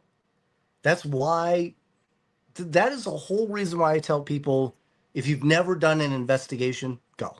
Just do Yep. it. Just be yourself. Go. Look, maybe you won't see anything. Maybe you won't see anything for time and time again, but that one time it does. That one time it does, I guarantee you, you will never forget it. Yeah, Heather, the energy is intense at Devil's Den. Especially, I walked the bottom of it by myself, and you could feel you definitely alone. It, like soldiers were just marching the same path with you. Wow. And I was going to Um, show my viewers, but it was all grown up how it was to run up that hill like a soldier would have, charging the that's, hill. that's hard, man. That's. I often wonder if they know we're from the future and they're kind of stuck in the past. It's quite possible, but also, you also have to look at it as, do they look at time linear like Yeah. we do? See, we only look at time linear because we're forced to, because we have a life expectancy. So we have an A to Z. But when you're dead, you start to lose that lineal thought. So maybe they don't realize that there is a past, present, or future. To them, it could just all be folded or warped or twisted, Mm-hmm. like pulling out a bunch, like a cable out of your car. You know, like the headphones that are all twisted and twined. For all we know, that's exactly the way that they see things. So they can't differentiate what is yesterday to today. Well, and ironically, um, there was a science fiction book that actually created this device. So what the device could do is it was able to look into space to where it wanted to go. Like let's say you were going to wanted to go here to 50 light years away. So anything that we see now from 50 light years away, we are seeing the past, right? Yep. Because all we're seeing is the light that's finally reached us. The way it looks like now is completely different, right? Because thousands upon thousands upon thousands upon thousands of years it took for it to finally reach us, right? 50 light years, right? So he created this device that actually allows it to basically telescope to that point now versus what it sees, which is actually then. And then it would use that to fold space to get to the now instead of the Right. then, which is pretty interesting. So again, that's something that just came from somebody's mind, but like I talked about earlier, a lot of our imagination is rooted somewhere in reality. So maybe that's just a matter of time before something like that actually and truly does develop. Right. I mean, that's like the movie theater that we do here in Missouri that was on the episode of Dead Files. The man that was killed there in the 20s, we actually seen him, and he still looks in his time period of clothing from the 1920s. Mm-hmm. Yeah, and that's another thing too. If you think about it, people that go through severe trauma, a lot of times they get stuck in a circuit, right? Yep. You People with dementia, they get stuck living the same thing over and over again. It's almost like a groundhog's day to them. So it's very possible that the trauma of their death or that heavy regret of whatever it was that led them to that demise, right? That lack of worthiness, which we talked about Right. earlier, can literally keep them stuck reciprocally living the same actions over and over again. Or, as some people might consider that, hell. Right. And I mean, I've asked several times doing EVP sessions, Good night, do, Annie. do you know what year it is? And I've never got an actual response on what. Yeah, In the because 31 years I've been doing it, I've never gotten an actual response on what year it is. it's true. You know what? I've lost. I can't smell anymore. I can't taste. If somebody were to ask me, do you remember what bacon smells like? I could say, yeah, I think I can remember it. And say, well, can you describe it? Say, I can't. Right. Even though it's something that it's happened recently. I haven't been able to smell since May, but even in that minimal amount of time, those things start to kind of fade and blend in. And now I know that it has a smell. I know that it had a flavor, and I remember liking it. And I think I could kind of describe it, but it's not the same to me as it was then. I won't be able to describe it the same anymore. And I think it could very well be the same thing to a lot of these spirits that we talk to. You know, when you try to ask them maybe questions that are so technically specific, it's tough. You know, I don't know. They don't realize that they've been reliving the same thing, and you know, parts that they could remember start to slip. And sometimes that's where that comedy or being different, all of a sudden it can, oh, holy shit, I remember something. This guy's reminded me of something. And it could Right. start a whole new conversation, Yeah. spark a whole new thing. So you never know, man. I mean, it's like us interviewing clients in their houses and stuff. We'll run a I feel you, recorder Jeanette. because we just a normal conversation interviewing our clients. We'll actually get EVPs in the middle of that conversation, like they're interjecting into the conversation that we're having with a client. Wow, see, that's cool. Let's see, kind of like to remember. It's kind of like they remember the past, but they never remember the future, even though life has kept going since they died. Like they're stuck in their own time frame. Well, you also have to think of it like this, Ash. Uh, if they died, especially if it's traumatically, they probably don't want to remember it. And if they don't Yeah. want to remember it, then that means they can't remember anything that comes after, right? Because you're choosing to end things prior. So anything that comes after has never happened because your death never happened. Right. So time stopped, maybe in that regard, which is another reason why they could be stuck in that reciprocal circuit type loop. Well, that's like if you take a location, you start changing a haunted location, what they're used to.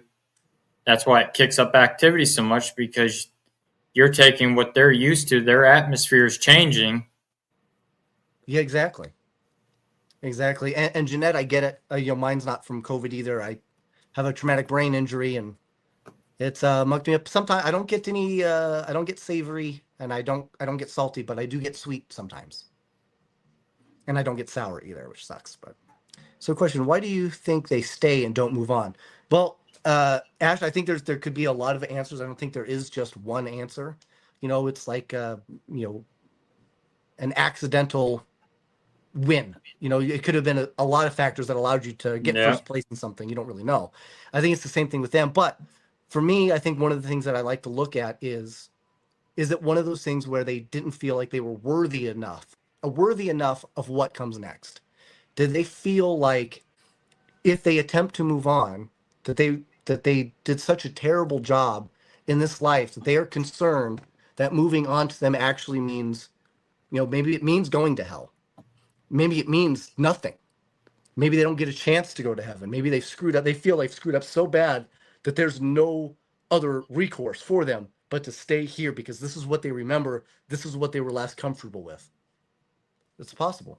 Do Yep. you think? And I think everybody's got a choice, but just like everybody can have a choice to maybe quit smoking, some people can do it, some people can't. Some people get on drugs, some people can get off of it cold turkey. You know, so even though there could be a choice, that doesn't mean it's a choice you want to make. not only that, a lot of them don't even realize that they're dead either. They still have some unfinished business left in this Exactly. Well, world. that unfinished, and then that could be another thing of them just trying to figure out, hey, I'm not worthy until I complete this task. Yep. Right? Problem is again, they don't realize time's moved on, so that task is uncompletable. With another good example of that, like when my grandmother, before she passed, her wishes on her house was to have her basement done. Okay. And when we lost her in 2010 to cancer, she hung around her house until I got my dad and I got the basement all finished and completed and redone. And then she moved on. Wow. And sometimes that's all it takes, right? They're just looking for that. Hey, are you good? Okay. If you're good, I'm good. I'm out. You know, Yep. because that's what they want. to make sure that all, some people, it's just a matter of getting all their ducks in the row, right? That's Like, even my mom. She passed away in 18 of cancer in my house, and she still shows up. She's been spotted on paranormal cases with me. that's cool. That's cool. So, and what's really wild is I haven't even blown your minds yet, which I will do now. Movie Ghost, yeah. Uh, could ask you, yeah, right. Some of them don't even realize that they're dead. It's true. So, but here's a whole other shtick. Okay. Um, I was talking with Sarah Lemos. Sarah Lemos is a very respected and accomplished psychic, and she's fucking phenomenal. I absolutely love her. But I'd asked her, hey, when you're a medium and you see all these people, what is that? She says, well, it's kind of like a mirror, like a window, and when I look through that person's window, I can see every person that's linked to them. Their grandpa, their uncle, their dad, their great grandpa, their great great grandpa, their great great great great great great grandpa. It kind of goes on like that. I said, okay, that's cool. I said, I get that. That explains how you could have the answers that you have. But then I also realized that that's not possible because none of those people should be here, right? If you believe in No, reincarnation, they should have reincarnated. If you believe you're in right. heaven, they should be in heaven. If you believe in hell, they should be in hell. But that's not what she sees. That's not how it's interpreted. And then I realized, I honestly think, I think she can be right and not right at the same time. I firmly have come up with this hypothesis that when we die, we shed that life, like a snake sheds its skin. Okay, so we basically detach every single part, everything that it was meant to be attached to stays attached to that life. Well, Yep. we, as a energetic being, go off to create something new, right? We use our power to keep this one in place. It gets to stay connected, so keeps everything stays running smoothly, right? Everything stays woven. However, just like a snake, when it sheds its skin, can leave little flakes of skin on its body. I think you can Yep. leave little fleeting memories of pasts with you as well. Maybe all of a sudden you're a prodigy on the piano. You can speak French. You don't even know how. Or you like the ocean. Or you can remember, oh yeah, I can remember, I want to say I was an Egyptian and I had this cat, right? You might not have a bunch of integral memories of it, but you have these fleeting memories, these fleeting parts of it, showing that you still have that connection, right? It still has that that Right. that theta connection, right? That spiritual connection to you, but you were able to do that right thing and shed it and go. Now, there's also that possibility with ghosts, spirits that are stuck.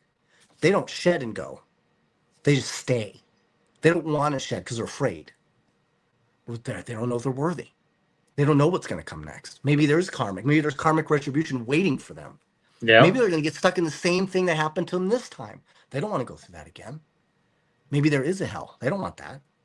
Maybe there's a heaven, but they don't want to leave what's here on earth. Right? So there's so many factors that we don't think about that all could be playing a part.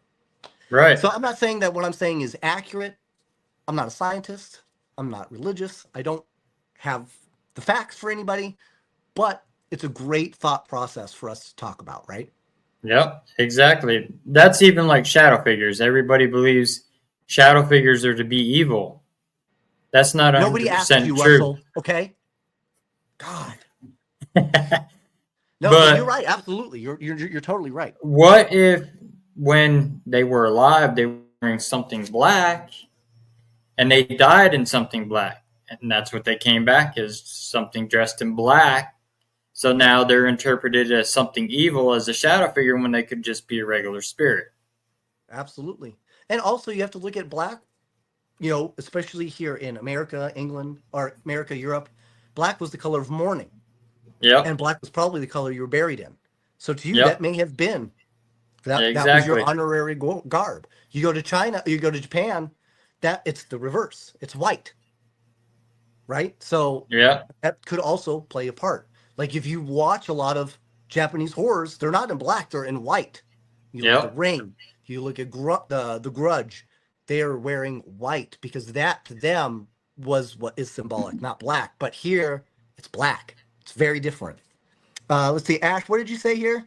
The answers to DNA goes back. It is. As long as they stick around here. Well, and also overall too, and we talked about this a little bit, Russell and I earlier.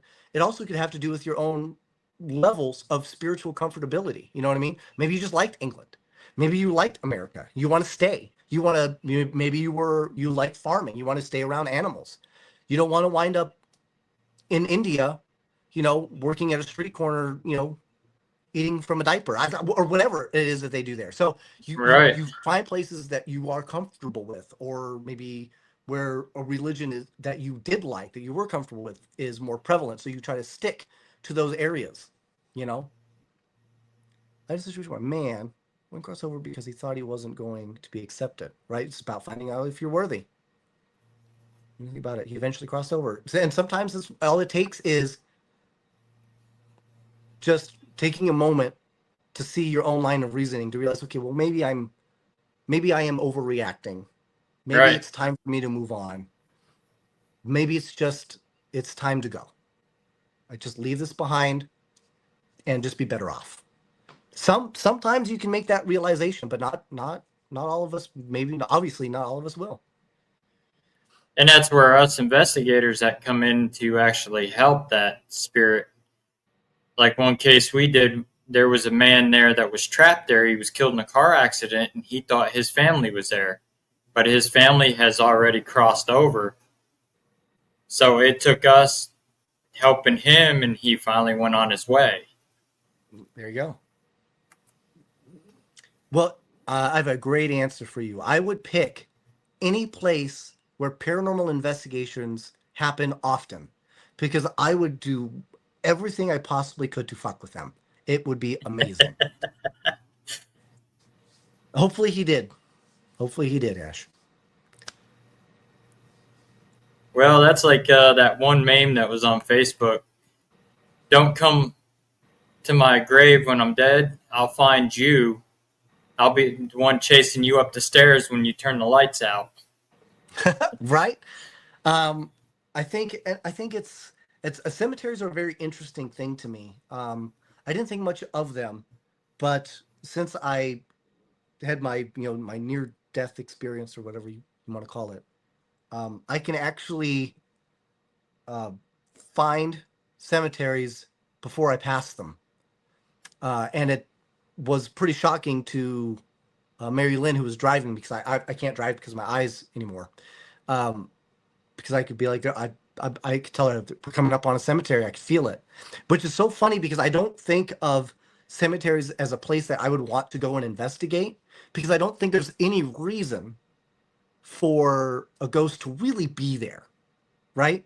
Because it's a place where loved ones had set you away, right? It is a place where loved ones said farewell for you to move on, right? The only thing there now is your body. Your loved ones aren't there. Maybe they'll go back again like 5 years from now, but that's Right. it. You're going to want to go to places that you remember, that you were comfortable with.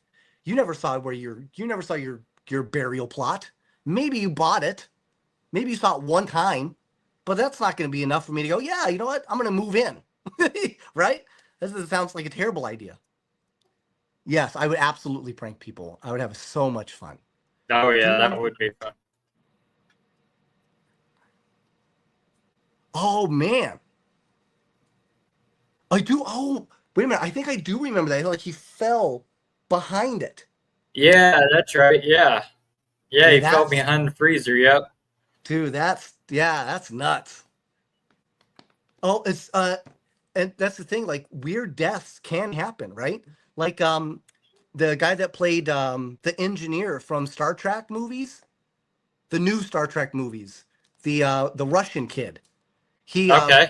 he was trying to open his gate. He got out of his car, tried to open his gate, but he forgot to put his car in park. He had it in neutral, and it rolled onto him and crushed him against the gate until he couldn't breathe and died out of nowhere. So, I mean, how do you move on from that? How do you not get stuck traumatically thinking, no, I'm going to come Right. right back. I'm going to bounce right back off of this. No, it's fine. Maybe I might. Yeah, he fell behind it. Yeah. Man, that's a tough thing. Like this. Yeah, right? Exactly. Yeah, Anton Yelchin. That's it. Yeah, absolute freak accident. And that shows you Yeah. things like that, they can happen. My freaking almost death was literally a freak accident. I was on an electric scooter going a whopping 10 miles an hour, but the entire ground had been just upheaved and was never repaired. And there was nowhere to see it. There was no way to see it, and there was nowhere to go. And it flipped the entire scooter while I was on it, and it hit me in the back of the skull. That was it. I have nothing for 6 days. It's just freak accident, man. Yeah. Yeah, I can relate to the near death experience. I had one at 12. I died from a seizure. Oh, oh, that's true. I did do that. He was a star rising. So what was that? I'm sorry. When I was 12, I died, came back. I had a seizure brought on by the flu, and Ah, so I had the near death. My dad's had it. He was in a car accident back in the 70s, and he woke up in the hospital to nuns reading his last rites. yeah. I mean, it's nuts. What? Yeah, I woke up and I just when he was asking me, "Do you know where I am?" and I said Boulder City. They said, "No, you're at UCLA." I was like, "I am." Like, yeah, you hit your head. I was like, "I did." You know, yeah, yeah. Thanks, Ash.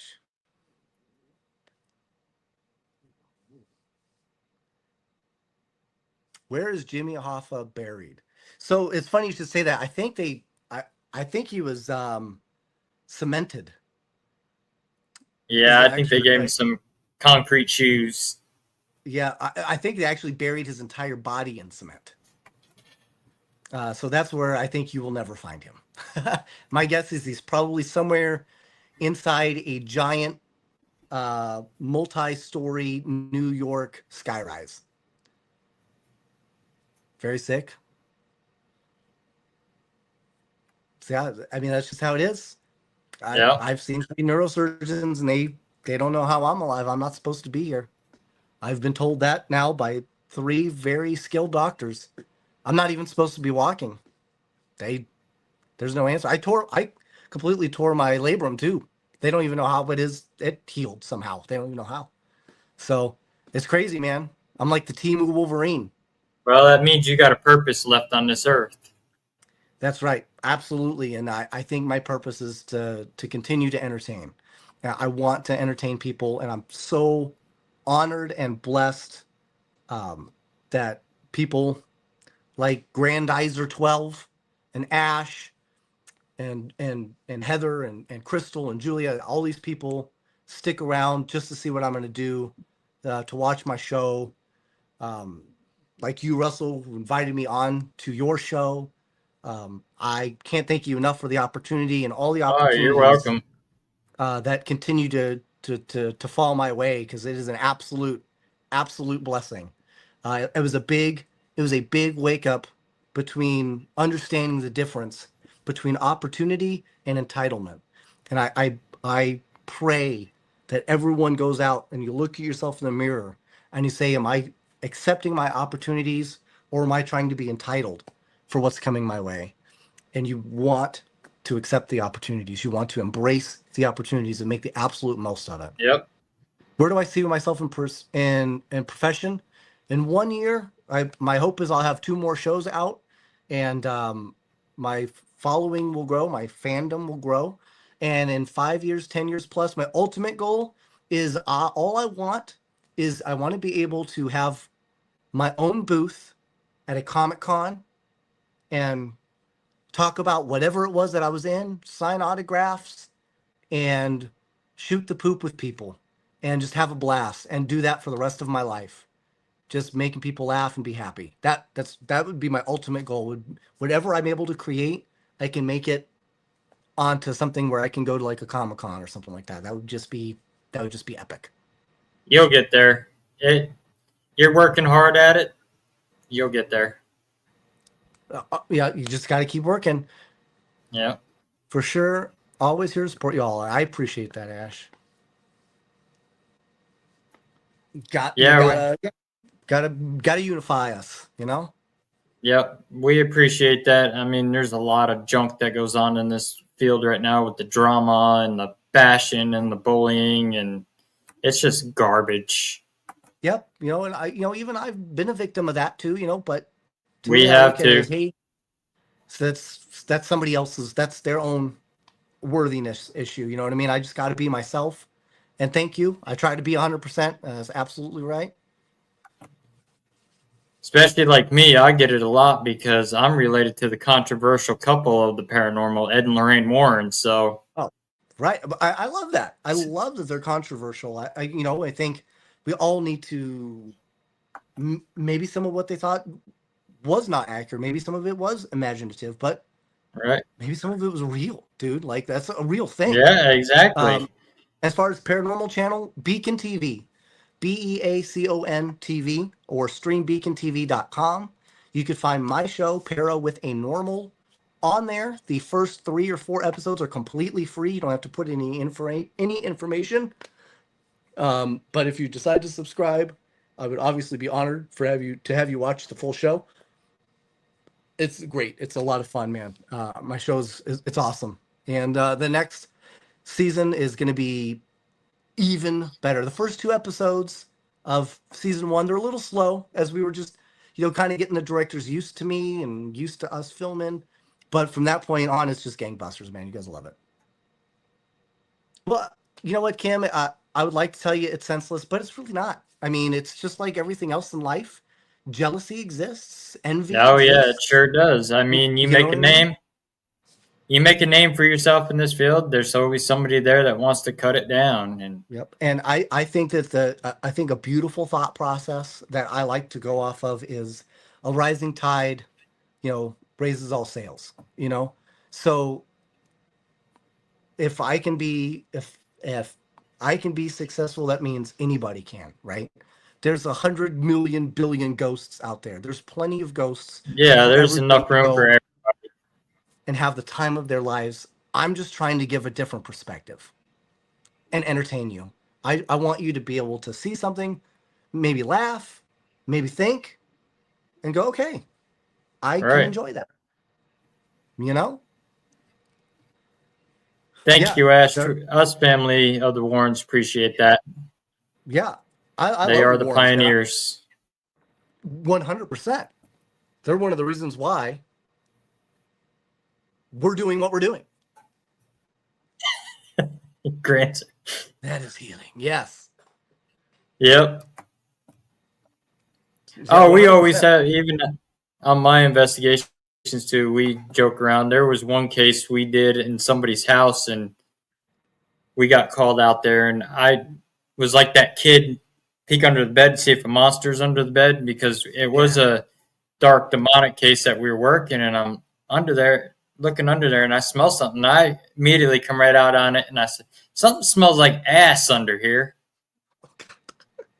And the owner is sitting out there with his wife in the living room, and he yells out real loud so we can hear it. Did you leave your dirty underwear under the bed again? Dope. And That then was fantastic. we're just all cracking up laughing, and Yeah, and that's so fun. And and a lot of times, it kind of helps lower that guard on the spirits, you know what I mean? Because I'm like, okay, these guys they're not intimidating, they're not trying to be harmful. They're just like you and me, right? yep, Facts. It's true. yep. Well, that's even like some of these YouTubers. They go out, oh, I got hit by a demon. I encountered a demon, and for their views. And I'm like, what are you going to actually do if you actually run into one? You're going to run Yep. into that location screaming. Yep. When they finally do run into one, they won't even know till it's way too late, bro. Way too late. Because that's how they work, right? Right. I'm So reading and Ash's comment. yeah. Yeah, you gotta But, that's you gotta be careful with those YouTubers, man, because it's just for they're doing it just for the clicks, you know what I mean? yeah. Yep. Um, I want to entertain you too, but I want it to be authentic. I want you to see what it's like to be 100% me and what it's like to be so you could go in and be 100% you. I would rather have that type of experience. Because look, I have shows. Sometimes nothing happens, man. That doesn't mean it's a bad show. Yep. That doesn't mean it's a bad place for you to go to. It could be a great place for you to go to. We just want you to experience it. And sometimes what's crazy is sometimes I've shows where we've had some insanely incredible activity, but it winds up on the cutting room floor because that's not what my show is about, right? Right. I want you to experience those things, right? You don't. I'll experience some things. I want you to see what it's like when I experience some things, but for the most part, I want to just increase your curiosity. You know, you're wanting to go and do these things. I want you to Yeah. see where I went and go, man, I want to go there too. That looks like it would be an awesome place to go. Because if you go, and that's the one thing I don't like about some of the shows, they go in and they show you everything and they try to break everything down for you and show you all these different things that happen to them. And then you're like, well, what's the point of me going? Right. Right? Exactly. Yeah, I want you to have your own experience because I promise you it's going to be incredible. And it doesn't mean it has to be scary. It could be emotional, it could be loving, it could be funny, it could be angry, it could be hateful, it could be scary. You don't know. You won't know until Right. you get to go and experience it yourself. The scariest case I've been on, the scariest one so far, honestly, um, episode 2, and we didn't even really do that much in that episode. But episode 2 takes place at Yorktown, and then we actually filmed a return to Yorktown, which hasn't been released yet, but it will be. Um, Yorktown Hospital in San Antonio, Texas, which I think is now um, not foreclosure. Uh, what do they call it when they condemned? I think it's Yeah. condemned. That place was literally when we went in, Yeah. the I guy know who it was wasn't running it. very safe. No, it was not. And when we went in, the guy who's let us in, he was like, "Yeah, do whatever you want to these ghosts. They don't pay no rent. I don't give a shit." And then left. The entire place exploded. We were hearing things being slammed, banged, thrown, screams, running sounds. It got so bad, we actually didn't even get to film. We all had to split up and go from top to bottom, go through the entire place to make sure that there was no one there. And there was no one there. And then after that, we were like, okay, we're gonna start filming now, and the place calmed down. That was pretty wild. But I've been to some places in season 2, the our finale episode, easily one of the craziest places I've ever been in, and it's war themed. That's all I'm gonna reveal. But it was intense, and I was not prepared. I was not ready for that. It's just one of those things where it just kind of sometimes it just naturally Mhm. happens. That was incredible. And also I recommend another great place. It was on the Dead Files. We got to do a episode for Paranormal at a place called Fairbanks, uh, Okay. Yep. I'm familiar and with that. that's in Louisiana, Yep. bro. And you could stay there as an Airbnb. It's incredible. So there's definitely some places that I've been to. I've been Eloise Asylum in Detroit. Out of this, it's out of control, crazy. Let's see. I've also found some of the most active places. Are no, oh, absolutely. One of the scariest places I ever went was a park. Yeah, Fairbanks House. Yes. So you'll get to see if you have Beacon TV. Um, Hopefully that episode makes it on. Yeah, Sicily Island, Louisiana. That place was mind-blowingly awesome. Definitely bucket keep it on there because it is so cool. And the people that currently own it, um, uh, Sherman, one of the nicest gentlemen you'll ever meet. He keeps things appropriately priced. He's not trying to gouge you. He wants you to have an experience there, and he wants you to have an excellent time. And the place is incredible. So I definitely would recommend it.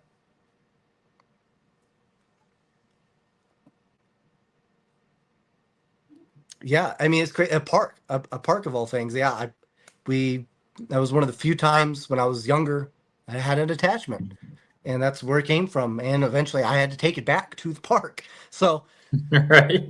whether that's what I had to do or not, but that's what worked. So you never know. Schools and churches are usually hot spots for activity. Well, sure, yeah.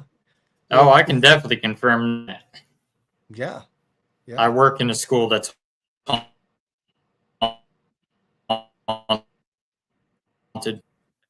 Oh, okay. So oh, Broadhead Manor in Wisconsin. Uh, Mm-hmm.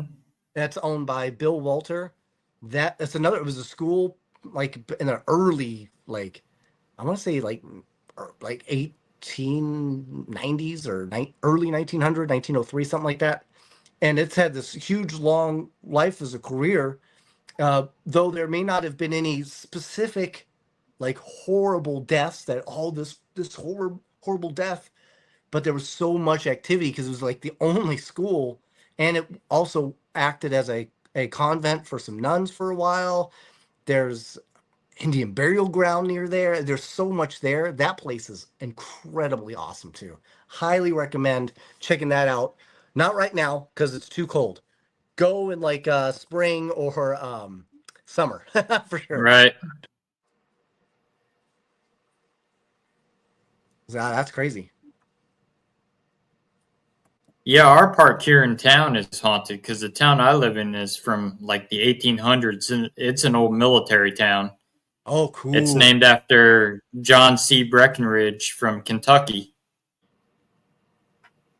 That's And awesome.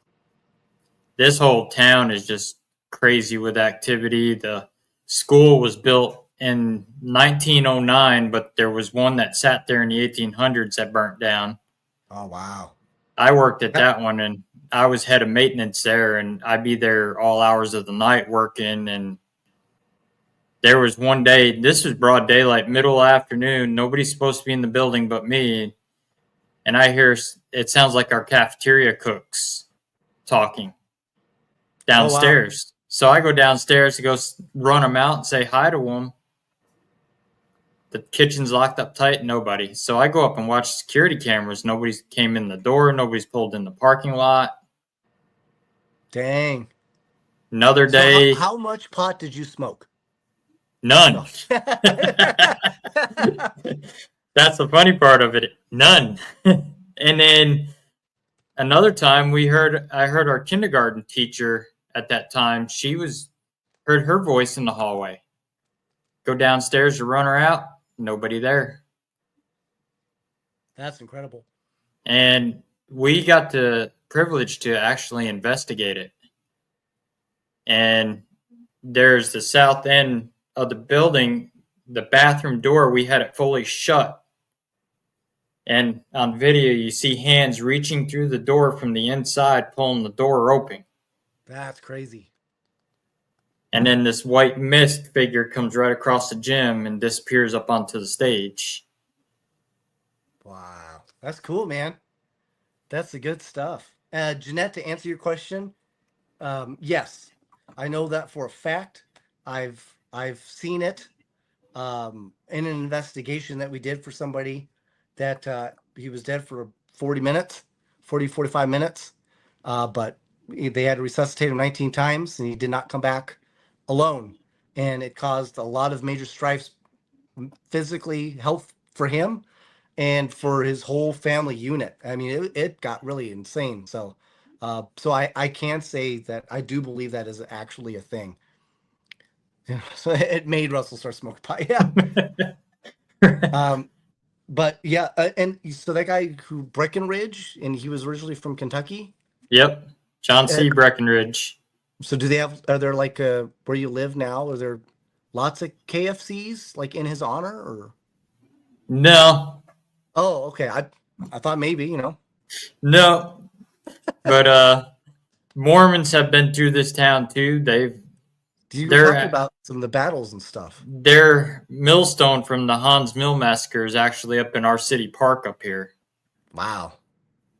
and that is a big battle. You can see the video of that on my TikTok where we're down there now. It's an open field, and you'll see my REM pod going crazy down there, my millimeter spiking.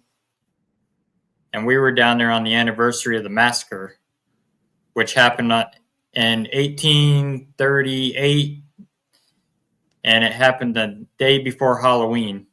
Oh wow. That's see, you guys have like all these cool things out there. Man, I wish I had something like serendipitous like that happen. Once I thought I found a Snickers bar, it just turned out to be dog poop. You know? I wish I had something cool like that, but there's not a lot out here like that in Vegas, man. Other than obviously bodies and barrels in Lake Mead. That was a real thing. Right. Yeah. Then we got Missouri State Penitentiary. Missouri State Penitentiary. So we have Nevada State Penitentiary, but that again, that's all the way up in Carson City. So that's like still not anywhere near here. Missouri State's the bloodiest 47 acres of Missouri. Wow. Was it on its period? I I'm kidding. wish. There's between the guards and the inmates getting killed in there like crazy. Really? So they were just violent. So I did find out that I guess like in that whole like Midwest and some of that eastern side, like in Georgia, Michael Angus, he runs Old Bleckley County Jail. Mm-hmm. And I was like, cool, tell me about it. He's like, can't. There's no records because they just didn't keep them. Right. They were like, you're in prison. That's it. That's all you get. So it's wild. So some of these histories on these jails, they are very violent. When Joe Dirt found the space poop. Yes. Oh man. That was so funny. Yeah. Or the That was such Stephen or the Creep Show one with Stephen King where he finds that meteor and touches it and he says it's meteor shit on his finger and he starts turning into that plant. all right. See, you never know, folks. You never know. Right. But yeah, Missouri State Penitentiary, it housed the notorious serial killer Robert Verdella, Oh wow. known as the Kansas City Butcher. I've never heard of them. That's And cool. I was able to actually capture his picture in the museum for Missouri State. But that place, every time you go there, it's always something different. It's never the same activity. You always get something different every time you go. That's true. That's true. Grandizer asked about the storming Area 51. Did I know any? I did not go, and no, I didn't know anybody that went. And what I can tell you though is Area 51 is a legitimately real place. They actually have their own aircraft that leave from Harry Reid Airport, which used to be called McCarran, and it is a white 747 with a red stripe that goes uh, horizontally or parallel to the aircraft. Um, and if you approach that fence and you attempt to cross that fence, they will shoot you. There's no questions asked. Oh, yeah. They are not messing around out there. So no, I did not go because they will shoot you. A buddy of mine actually did. Rupert Guy. He went up on the hill above Area 51 because he does like meditation communication to the aliens Oh, that's cool. and calls them up, and he brings paranormal teams out there to confirm it with equipment when they're doing that meditation communication with them. That's pretty wild. Yeah, it's interesting what he does. I've never been on one. He's been inviting me to go out, but my schedule is just so crazy. I don't get a chance to really do that. Well, some of it is it's tough to get out to some of these odder places. I do plan on going back to Savannah. Oh, that's right. You know what's funny is that I was going to do it, but I ran out of time. We had to leave. But I would have loved to have done that. The strangest place I've investigated, or like the weirdest, it's so there's so many weird places. But I will say one of the weirdest spots was, which you'll get to see in our new season. So I won't talk too much about it. So you could see more of it. But it was called Edinburgh Manor, and it's in Iowa. I think it's in Iowa. And it was basically an insane asylum, but it was also a poorhouse. It was a terrible, terrible combination, and it is very weird there. And it's a must go to anybody. It is a must go. Jim Jones Church. I can't say that I have, but I have I'm, been to the bottom of a Jim Beam.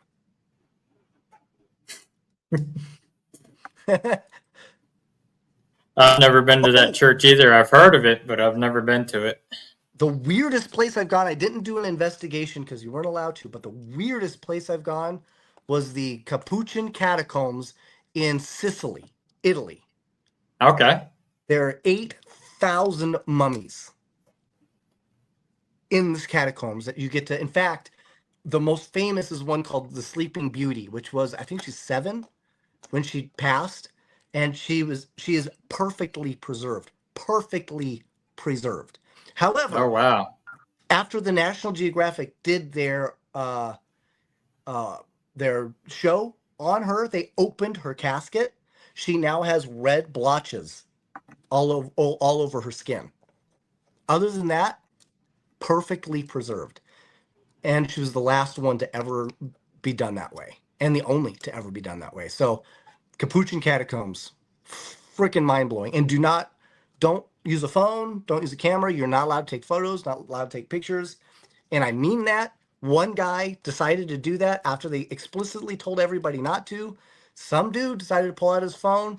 He was dragged off by police in minutes, never to be seen again. So don't do that. But it's Oh, an awesome wow. experience. It is an awesome experience. I'll show you the picture of Robert Burdella. That's what Yeah. Oh, he that's looked him. like when he was alive. That's Robert Yeah. Burdella.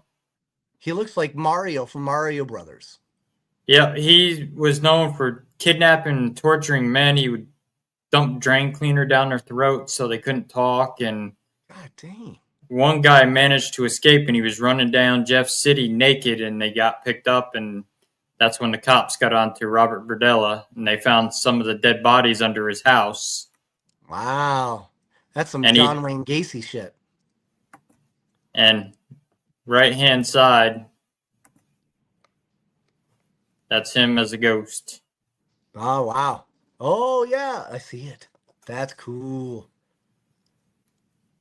That's awesome, man. And that was caught in Missouri State. He died there of heart failure because he had heart issues, and he claimed the guards weren't giving him enough of his medication. Ah, So wow. See, and something like that, I mean, when you think your alternative of leaving is hell, you're gonna stick around, right? I yep. mean, let's be real. Yeah, that's some creepy stuff. So I'm still trying to find more information on it, but I decided Mary Lynn and I we have a podcast too. We're gonna relaunch, or it's called Pair with an Abnormal. We usually do it on Wednesdays at 8 p.m. Eastern time. But we did one episode specifically where we were talking about serial killers, and we were trying to see which country had the most notoriously largest amount of serial killers, right? I was like, there's no way anybody's going to beat, Right. America, right? I was so wrong.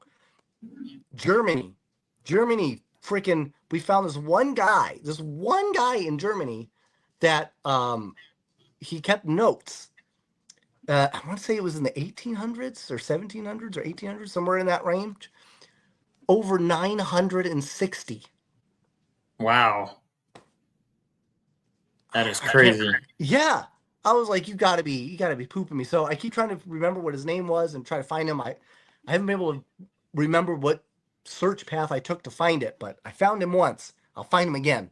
But that was pretty wild. I'd like to go and visit more along that line. Same thing with like, I would love to like go to the places where like the Muffin Man, because the Muffin Man was Mm, a real person. He was he was a serial killing dickhead who was also a yep. baker. I would love to see that. And Jack the Ripper. They think that they've DNA genetically identified him as the barber. Though now there's some speculation as to whether or not it's true, but there is that. My mother had an experience with Bob Berdella. Owned his shop in Bob Berdella owned a shop in KC. Human skull in the window. Jeez, Lord, Yep. That was one of his victims. that's nuts to do that, man. It's I too did a much. couple. I did like 3 episodes on like serial Mm-hmm. killers: John Wayne Gacy, BTK, Oh yeah. Robert Berdella, Ed Gein was another one I did. Having a sinful box of cold cuts or whatever he says in the movie. That's Right? that was terrible. But Did yeah, you ever see the? Did you see the Kane Hodder version of it? no. He did a Ed Gein movie too. He played Ed Gein. Kane Hodder did in the movie. He did a real good job playing Ed. Oh, that's cool. I'll have to check that out. As Ed Gein is, I mean, he is historically the one of the most. Even though I think he only killed 2 people, right? The rest of it was all mostly just grave robbing, but Yep. it was so macabre and so beyond comprehension. I mean, he is the entire reason that we have the Silence of the Lambs, Yep. Texas Chainsaw Massacre, Yep. both based on Ed Gein. Yep. You know what I mean? Nobody wants. I mean, John Wayne Gacy, he may kill more people, but it takes a certain thought process that nobody can truly fathom to do what Ed Gein was able to do. Right. And I did the whole history. I read off. I found the whole history on Ed Gein and John Wayne Gacy and all that stuff. Yeah, John Wayne Gacy was that dude was so ridiculously cruel. But yeah, Ed Gein, he's also from Wisconsin, Yep. just like Dahmer. And if you look at them, most of them all had rough childhoods, and they were Yep, bullied in school, and didn't get to eat enough Cracker Jacks. yep. Ah, Yeah, there's there's definitely nothing in their nothing in their eyes. eyes. That's true. That's true. There's I lots of believe yeah, but Robert there's lots of good ones. Berdella. Robert Berdella is also he was part of that riot that Missouri State Penitentiary had, and James Earl Ray escaped from Missouri State Penitentiary just before he assassinated Dr. King. See, you know what?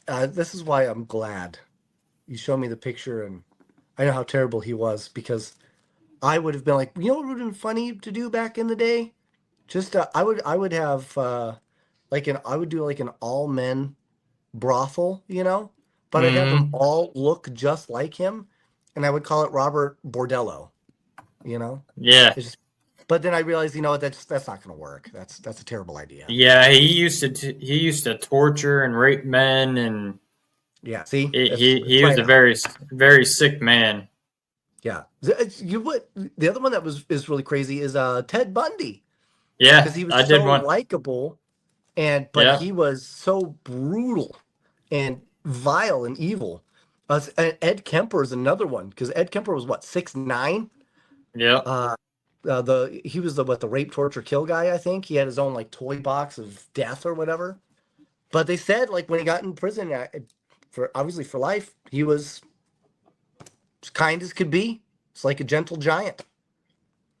It's nuts what some people go through, and even with Ed Gein, I want to say in his actual uh, psychological profiles in his in the audio tapes, he talks about how he just kind of he didn't even know.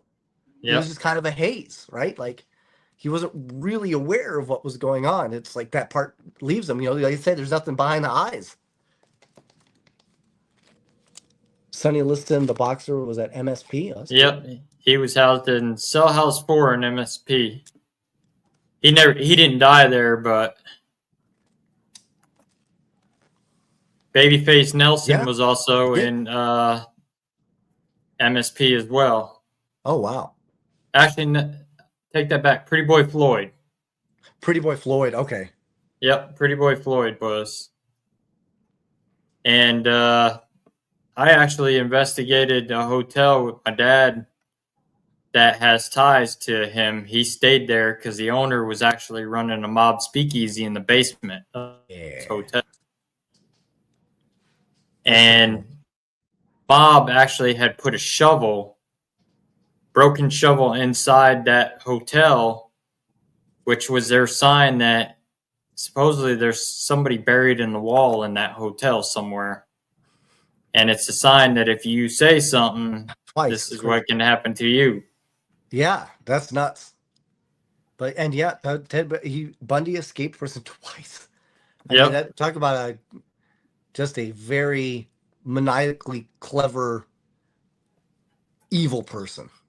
That's what James Earl Ray did. He escaped Missouri State, shot Martin Luther King, and then they were chasing him around Brushy Mountain hillside because they do a run every year to the hillside like he did when they were chasing him. And then they caught him and put him in Brushy Mountain Prison there in Tennessee, and that's where he died.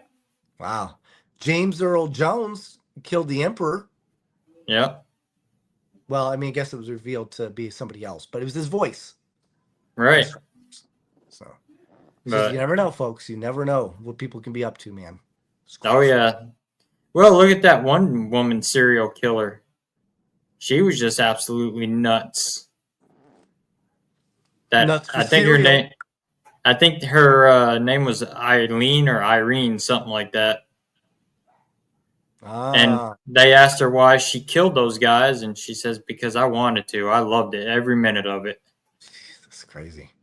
And I think she got executed. I think they lethal injected her. That sounds fair. But Missouri State still got the gas chamber down there that you can go and investigate too. They have the man and woman couple were executed together in the gas chamber down there. They would kidnap and murder kids. We actually captured her on recorder in there telling us to die Dang. in the gas chamber. It's cool, man. Some of the things you can witness. Then the firebug, he's down in the dungeons down there. He was housed down there for 18 years because he set the prison on fire, killing a bunch of inmates and guards. And so they put him down there. He ended up going blind, served 18 years down there. He was blind by the time he got out and had someone write a book for him. Oh, really? Yep. Oh, there we go. I realized I hit something. I was like, wait a minute. Everybody disappeared. He wrote a book down there. That's cool, man. Hey, I mean, sometimes you could come up with some of your best novels when you got nothing else to do. Oh, yeah. I mean, Hitler wrote a book in prison. Yep. It's not a good book. That's not what I'm saying. But he did write a book while he was in prison. It was a bad idea, but that's what he came up with. The things you do when you have nothing better to do, I guess. Yeah, Kim, I don't know That's true. who can murder kids, but there's some sick people out there that do. Yeah, man. It's I mean, freaking awful. look at the Conjuring story. Look at the haunted orphanage in Gettysburg. You know, I Yeah. mean that alone makes you can't even I can't fathom why somebody would want to do anything to a child. I mean, it's just nuts. Did you get to go down in that? Did you go down in the basement, down in the hole where they shoved those kids? You'll have to watch the episode. I know we did. And That place is so incredible. we investigated. We went on the ghost tour, and then the lady, since I'm related to the Warrens and they love my family, she's like, oh, I'll give you extra 15 minutes before another group comes in. You guys can do whatever you want to do. That's awesome. So we had a ball there investigating, doing the Estes, and every time she would talk about the mistress during the tour, our tripwire would go crazy. Rosa. Yep. Yes. They would talk about her and it would just go nuts. That's it. So, you never know. That's why you don't take candy from sweet old ladies. Yeah, you never know what. Could be laced with arsenic. Right. But yeah, we had a ball at Gettysburg investigating. Yeah, incredible place, man. I And gotta then come out to Missouri, man. We gotta yeah, definitely. Gotta get ourselves into some trouble out there. Oh, I got locations, so That's awesome. Yeah, we'll do it. We'll make it I'll, happen. I've got connections to places Jesse James has been too, the outlaw. Nice. So one of the properties that I investigate, Jesse used to hide out there with his crew. Oh, that's dope. They used to hide him out in the barn because his farm home where he grew up isn't that far from there. So they used to pass on through there. So they'd be having Pinkertons after him. So they'd hide out in the barn there for a while and lay low. I heard he had an Audi belly button. I don't know if that's true, but that's just the rumor I heard. I don't know. Yeah. But we'll have to ask in an SD session. Right. I've been to his boyhood home and I snuck some equipment in there when we were on tour. I snuck a digital recorder in there and I got some cool EVPs out of that place. That's dope. And then we were standing there and she was talking about Jesse's mom's room. And Jesse's mom? I heard she's got it going on. She did. She'd be the one to shoot you right between the eyes, too. That's also true, yeah. And my dad taps me on the shoulder, and I look down, and both rocking chairs are sitting there behind us going like this. That's cool. Like two people just watching. Yep, watching the tour come through. And then the reason why we went there, we got sent a picture from one of the tour guides that tried to debunk. They were taking a picture of their family outside the back of the house, and there's a window where the firebomb come through the window, and Jesse's mom showed up in the window. That's cool. And she's in 1800s apparel attire, and we figured, oh hell, there was just a picture reflecting through the window from the inside. So the tour guide, since we knew her, she's like, do you want to come back through the house with me while I lock it up? I was like, sure.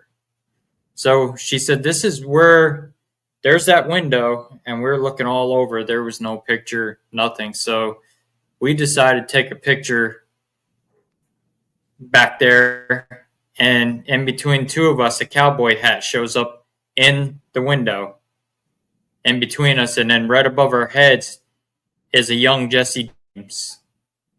That's cool. And then his mom on the other side. That's pretty awesome. So she's like, if you should have asked him about his belly button. You missed an opportunity there. We're planning on going back there. So okay, good. They got a slave quarters up there, and the lady says you can go up there and do whatever you want up there. So we spirit box session. Nice. And we asked if Jesse was here, and we got a voice that said yes. And then I asked, is Frank here with you? And he goes, yes, Frank's here. I said, how about Zerelda, which would be Jesse's mom? And he goes, yes, she's here. And then you hear a boy pop on and says, I'm here too. Wow. Which was Archie Samuel, Jesse's little stepbrother, who was 15 when the Pinkertons killed him when they threw the firebomb through the window and it exploded. Man.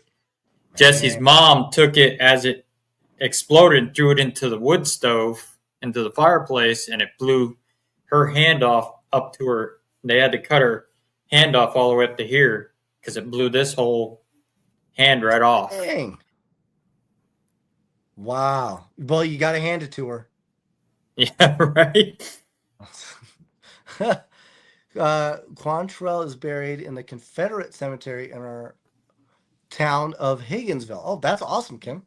Yeah, Jesse and Frank rode with Quantrill and Bloody Bill Anderson.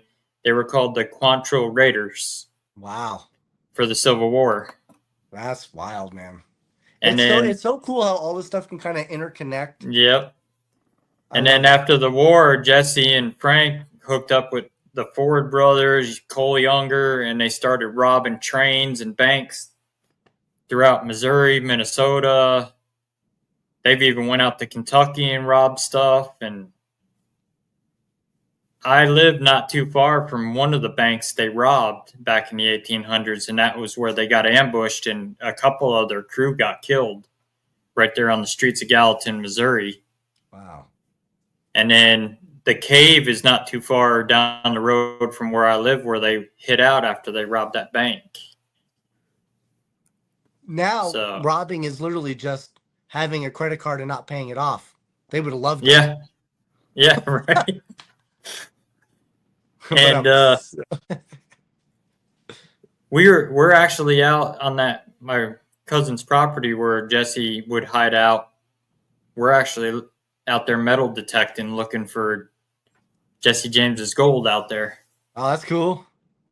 We No were out find yet. there, no finds yet. We did find a old quarter out there, a copper quarter, Oh, that's cool. and found an old skeleton from the 1800s, an old medicine bottle. That's awesome. But towards summer again, we're going to go back out and spend a whole day out there just metal detecting. Because being the Battle of Crooked River happened there, and so That's right. there's old remnants of old houses back in the fields back there that we're going to go check out. And Awesome. yeah, that place is just crazy with history. It's got there's an old urban legend out there. His name was Nate. He was a black man accused of practicing voodoo and witchcraft. And Oh, back okay. then, the town of Lawson did not allow black people in that town. They had a strict sign up there that if you were caught in this town, they would lynch you. Well, this Jesus. man lived back up on a hill, back up towards the woods, and they found out where he lived and found out that he was practicing that. They drug him out of his cabin, drug him down the hill, and strung him up in the middle of the road over a bridge. And That's he cursed brutal. the bridge. And when you run over the bridge, it sounds like bones being rattled together. And they say that's his Wow. bones. And they can't keep boards on the bridge, nothing. They actually tore the bridge out, put a concrete bridge in there. Wow. And where he lived, where his cabin, he cursed the land. You go up there, you'll get bit by rattlesnakes. Yep. Nope. I'll pass. And how crazy it is, the one that I put in my GPS, my address to come back home, and guess where the GPS leads me and stops? Right there at the Rattlesnake Bite Motel. Right at that bridge. Right at the bridge. That's crazy, man. GPS for some reason goes crazy in that area over there. We were actually looking for this one historical cemetery. All electrical stuff, man. Nobody's been buried in there since the 1800s, and so the other team that was with me, they put the address in. We're driving. We hit this back road that says the cemetery's down over. So we're going down the road. The road's getting rough, and then it's getting straight woods in between both of us. I mean, it started taking a real bad, eerie feeling like something bad happened down in there. And I said, this is like the makings of a horror movie. Where you get that feeling, right? Yeah. And we're waiting to see maybe a Bigfoot come running across because, I mean, it's real dense. So I showed my cousin Brad on the map when we got back, and he says, you were down on the Blue Jay Trail. You were almost to the river down there. Oh. And he says, yeah, there's a lot of bad things that happened back in those woods back in there. Dang. And he says, Looking that's down to why the you were water's feeling the way edge. you were feeling. That's crazy, So I man. told my friends when we go back, I'll bring my truck and we'll go down that road and we'll go all the way down to the end of it and investigate it. Yeah, I mean, at that point, you're just asking for an investigation. You got to. Yeah, with 3 rocks. Oh, look in the area with 3 rocks together. That's cool. There Well, is an Russ, area I'm gonna that tell we did you. hit Yeah, that's got 3 to to rocks. to the nope ropes. Oh, geez, that's crazy. All right, well, gonna wrap up here. If people want to get a hold of you to book you for conventions, Yeah, paracons, or you could find me on Facebook, Michael Gagliano. Uh, Very easy to find. I'm also on Instagram, junk.mcgee, MCGEE. You could also find me with Para with the Normal. I'm on TikTok at Para with the Normal. So I'm all over the place, and I'm an open book. I'm willing to talk to and chat with just about anybody and everything about everything. So yeah, hit me up. I'd love to, I love to keep track and stay real, man. all right. If you want to hang backstage for a minute, I'm gonna close the show out, and I'll be right back with you in a minute. Sounds groovy.